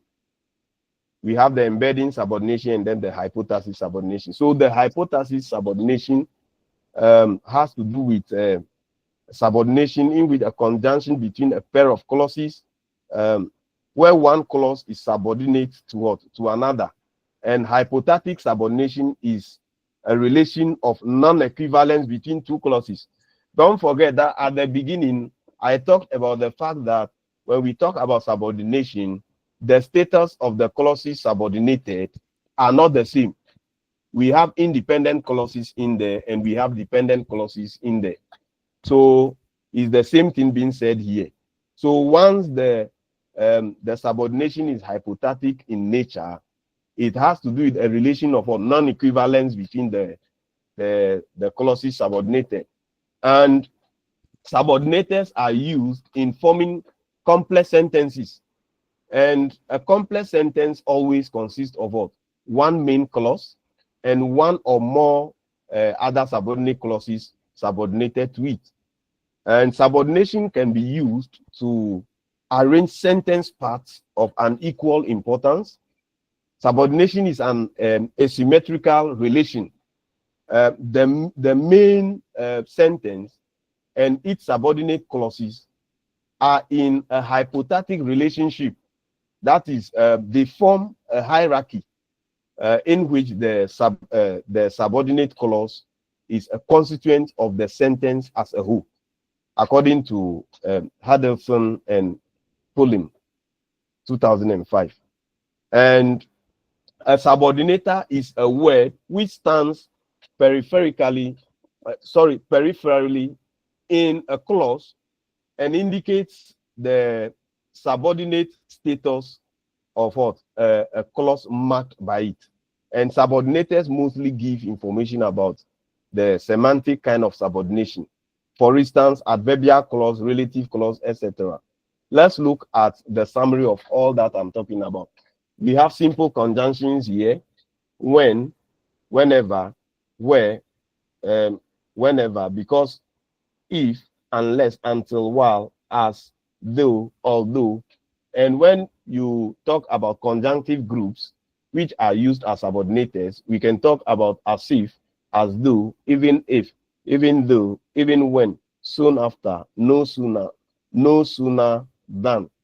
Then we have complex conjunctions. Under complex conjunctions, we have those that are derived from verbs, those that are derived from nouns, and those that are adverbial in nature. For those that are derived from verbs, you have provided that, granted that, considering that, seeing that, supposing that, so that. Then when those that contain noun, in case, to the extent that, in spite of the fact that, these are all the ones containing nouns. Then for those that are adverbial in nature, we have as long as, or so long as soon as, so far as, or as far as much as, in as much as, now that. These are all adverbials which are used as what? Or which are used for subordination. Now, what do they mean? Now, we have subordinators which express time in terms of meaning, those that express concession, reason, purpose, manner, condition. So for subordinators that express time, we have as, after, when. For instance, when he saw me, he waved. When he saw me, he waved. Here, when is indicating time. Then we also have while and then although. Example, while he displays, sorry, there should be an S here. While he displays brilliance, he is timid. Then we can also talk about reason. For instance, as he is an only child, he gets good deal of attention. Then in expressing purpose, we have I came so that you may have life. I came so that you may have life. For manner, we have he behaves as if he is the boss here. Condition, if I get the money, I'll depart tomorrow. If I get the money. So if is expressing what? Condition. Then we also have as if expressing manner. We have so that expressing purpose. We have as expressing reason, while expressing concession, and then when expressing time. So in identifying subordinate clauses, or we can identify subordinate clauses through two ways or by two ways. We have non-finite clauses or the non-finite clause. One with no tense marking in each verb is always a subordinate clause. So it presents in a sentence signals a subordination relation. So infinitive clauses, for instance, the two infinitive clause. I want to see my mom. Then we also have ing infinitive clause. For instance, I like seeing my mom in the morning. Then we have ed participial infinitive clause. The man disappointed is dead. Then be infinitive clause. I saw him dance. I saw him dance. I saw him dance. Then we have finite relative clauses. Relative clauses. For finite relative clauses, we have relative clauses. We have that nominal relative clause. We have WH interrogative clause. And then we have the nominal relative clause. Yes, these are all the kinds of finite relative clauses that we can talk about in terms of identifying the subordinate clause. So the use of the subordinate that. So that differentiate declarative content clauses from their main clause counterpart. For example, he told me, into bracket, that coffees grow in Brazil. Coffees grow in Brazil. He told me that coffees grow in Brazil. And a subordinate clause, that coffees grow in what? Brazil. So he told me, and then he told me is the main clause there.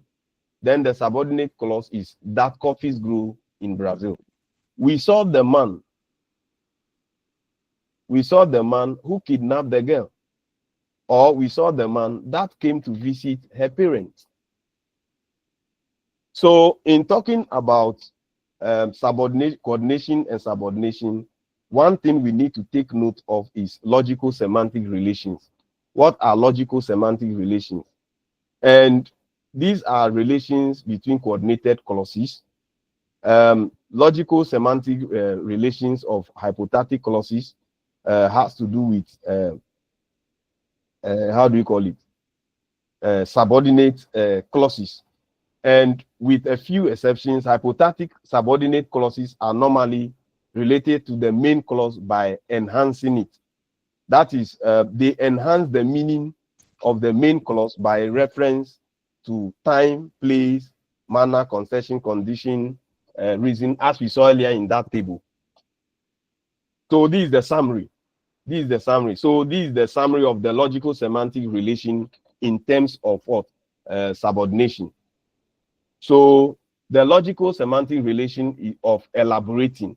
When it's elaborating, the specific meaning is commenting. For example, John ran away, which surprised everyone. Which surprised everyone. So which surprised everyone comments on the main clause. With regard to logical semantic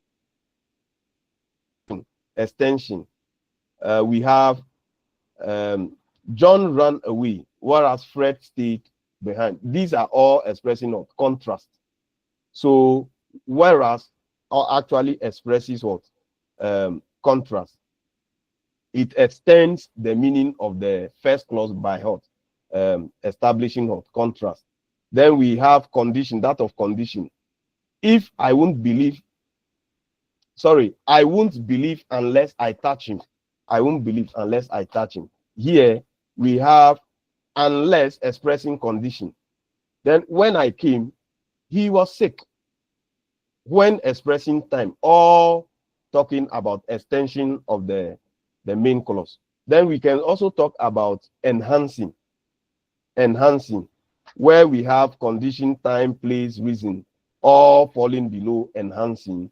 We have, I have talked about that one also. I won't believe unless I touch him, expressing condition. When I came, he was sick, expressing time. Wherever you go, you can see the sun. Wherever, over there expresses what? Place. Since he's a kid, I took care of him. The reason, since expressing what?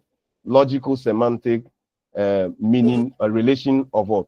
Of enhancing. So in terms of logical semantic relations, we can talk about elaborating, extension, and enhancing. So for elaboration, it can comment. It means that the subordinate clause can comment on the main clause. By extension, if it wants to express extension, it will show contrast. It will express contrast. But if it is enhancing, the main clause, it may enhance by indicating condition, time, place, or reason. So these are the logical semantic relations that I want us to talk about with regard to subordinating. So this brings us to the end of Unit 5. This brings us to the end of Unit 5. If you have any question, we have 2 minutes left to 4 o'clock. If you have any question, you ask. Then we call it a day. Ernestine, you want to ask a question? Sunu?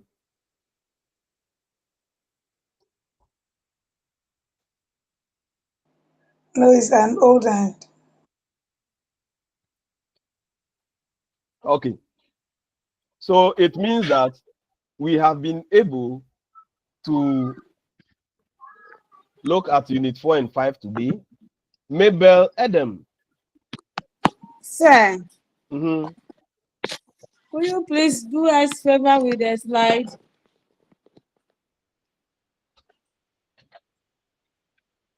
From which center? Please hold. So you can get them from the course rest from Zenith or how do you call it? I think Holy Riverview. Child is River View, and then Holy Child. Say, Holy I'll Child, share it River with them. View, and Say, I'll share with them. who? I'll Who is share with that? them. When my course rep shares it with me, I'll Thank share you. it. Mr. All right. Ernestine, thank you. Yeah, Riverview, we don't seem to have a recognized course rep. So that is why So up till please, now if you could I'm share. yet to hear from your rep. I've been calling for the class list Yeah, from Riverview up till now. I've not had it. So I'll take that position for myself, because last week we spoke Is that about it and no McLean? one owned up. Is that McLean? Yeah, that's my claim. Okay. Yes, please. So I don't know So how when I we can get close, your contact. send hi to my WhatsApp. Then I will send the slides to you. Hello, sir. Okay. Abubakari. Hello. Self-appointed. Yes, sir. Please, and also Bolga Sylvester Center. Manny Donald. Yes, sir. This is Teachment Center. We don't equally have the rep. Am I teaching you? Am I supposed to teach you? Hello, sir. I'm talking about the classes I've been assigned to. Yes, but You we are need to fly.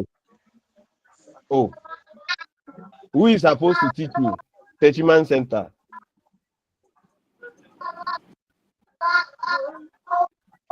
As for the slide, as for the slides, you will get it from the reps from either Riverview, Zenith, or Holy Child.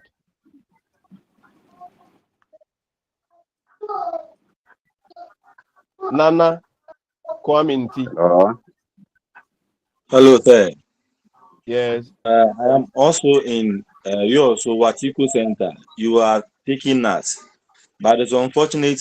Our course rep is not with us this very moment. So I would like to take that job for him now and then Who maybe is take that? it in. Nana Kwame. Yes, sir. Okay. I am in Watiku. You also center. We also center. Yeah, you are part of the online group, eh? Yes, sir. Okay. Yes, sir. I'm also talking from this is Bolga Center. Bolga. Yes. Bolga, I you don't are think also part of the online class. we are part of the online class, please. I don't know, Madam Joyce Kluche is always there, but I don't know. It's supposed to be Madam Alice, but I don't know whether she's on the line or whatever. So if only we can also Because I think this is the third time we are meeting for the semester. We are left with only one meeting for us to end the discussions. Yes, but up till now, I've received how do you call it? I think the class list from Zenith, and then one of the centers, I can't remember, but I have class list from only two centers. The Holy Child. Yes, Holy Child.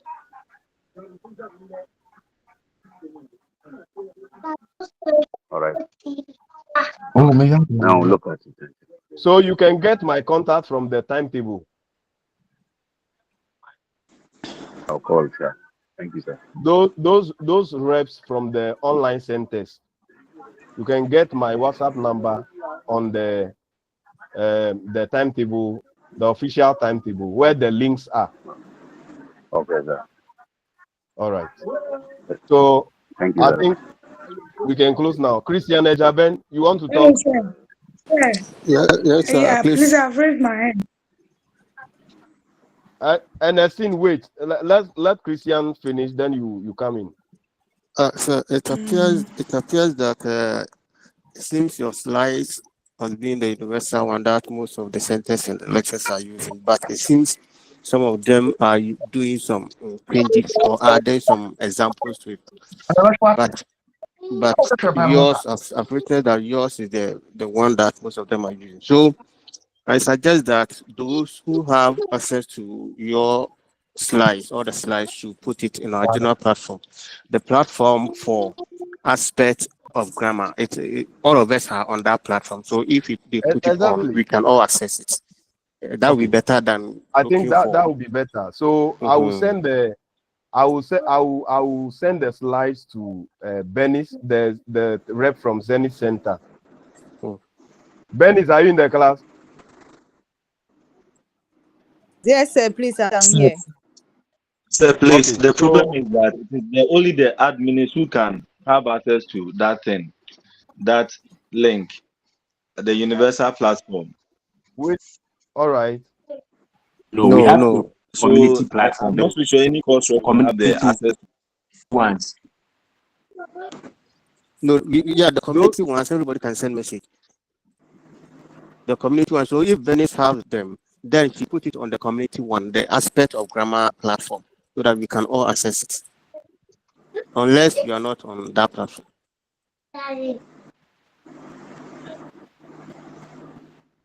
All right. Okay, sir. Ernestine, you can talk now. Okay, sir. I would only want to appeal to you to reiterate the logical semantic relation when we meet again, so that I will conceptualize and consolidate All right. it better. All right. Thank you. Nana Kwame, do you want to talk again? Oh, sir, no, it is. I'm sorry. Because all right. So I think if you don't have any other question to ask, I think we can end it here for today. So next week I will try as much as possible for us to look at unit 6 and 7, and that will end the discussions. So there wouldn't be any need for us to have any extra meeting, because I can see I've been able to cover a lot today. As for unit 6 and 7, is not anything that much. We can even finish the 2 within the first session. You can finish the 2 within the first session, but let's see what happens. Let's pray that the network allows us, as we have experienced today. Today, the network has been very stable. Very, very stable. All right. Okay, bye-bye. Bye. Thank you, sir. Thank you, sir. Thank you, sir. So Benny, if you get it, then you alert us. Thank you, sir. Dennis, we are counting on you, please. If you have it, please share it on the main platform. I'll put it there as soon as he sends them to me, please. All right. Thank you. Okay, then. Don't give me a please. Please try to consult me as soon as possible. Auntie Bernice. Auntie Bernice. Hello, Auntie Bernice. Dennis is gone. Okay, I want to find Look out like he's whether not on the platform. I want to find out if you have the slides for Unit 3. Unit 3. So it looks like we have Unit 1 and 2, then Unit 4, and we're going to have Unit 5, then 6 and 7 next week. But for Unit 3, I don't know if any of us have it.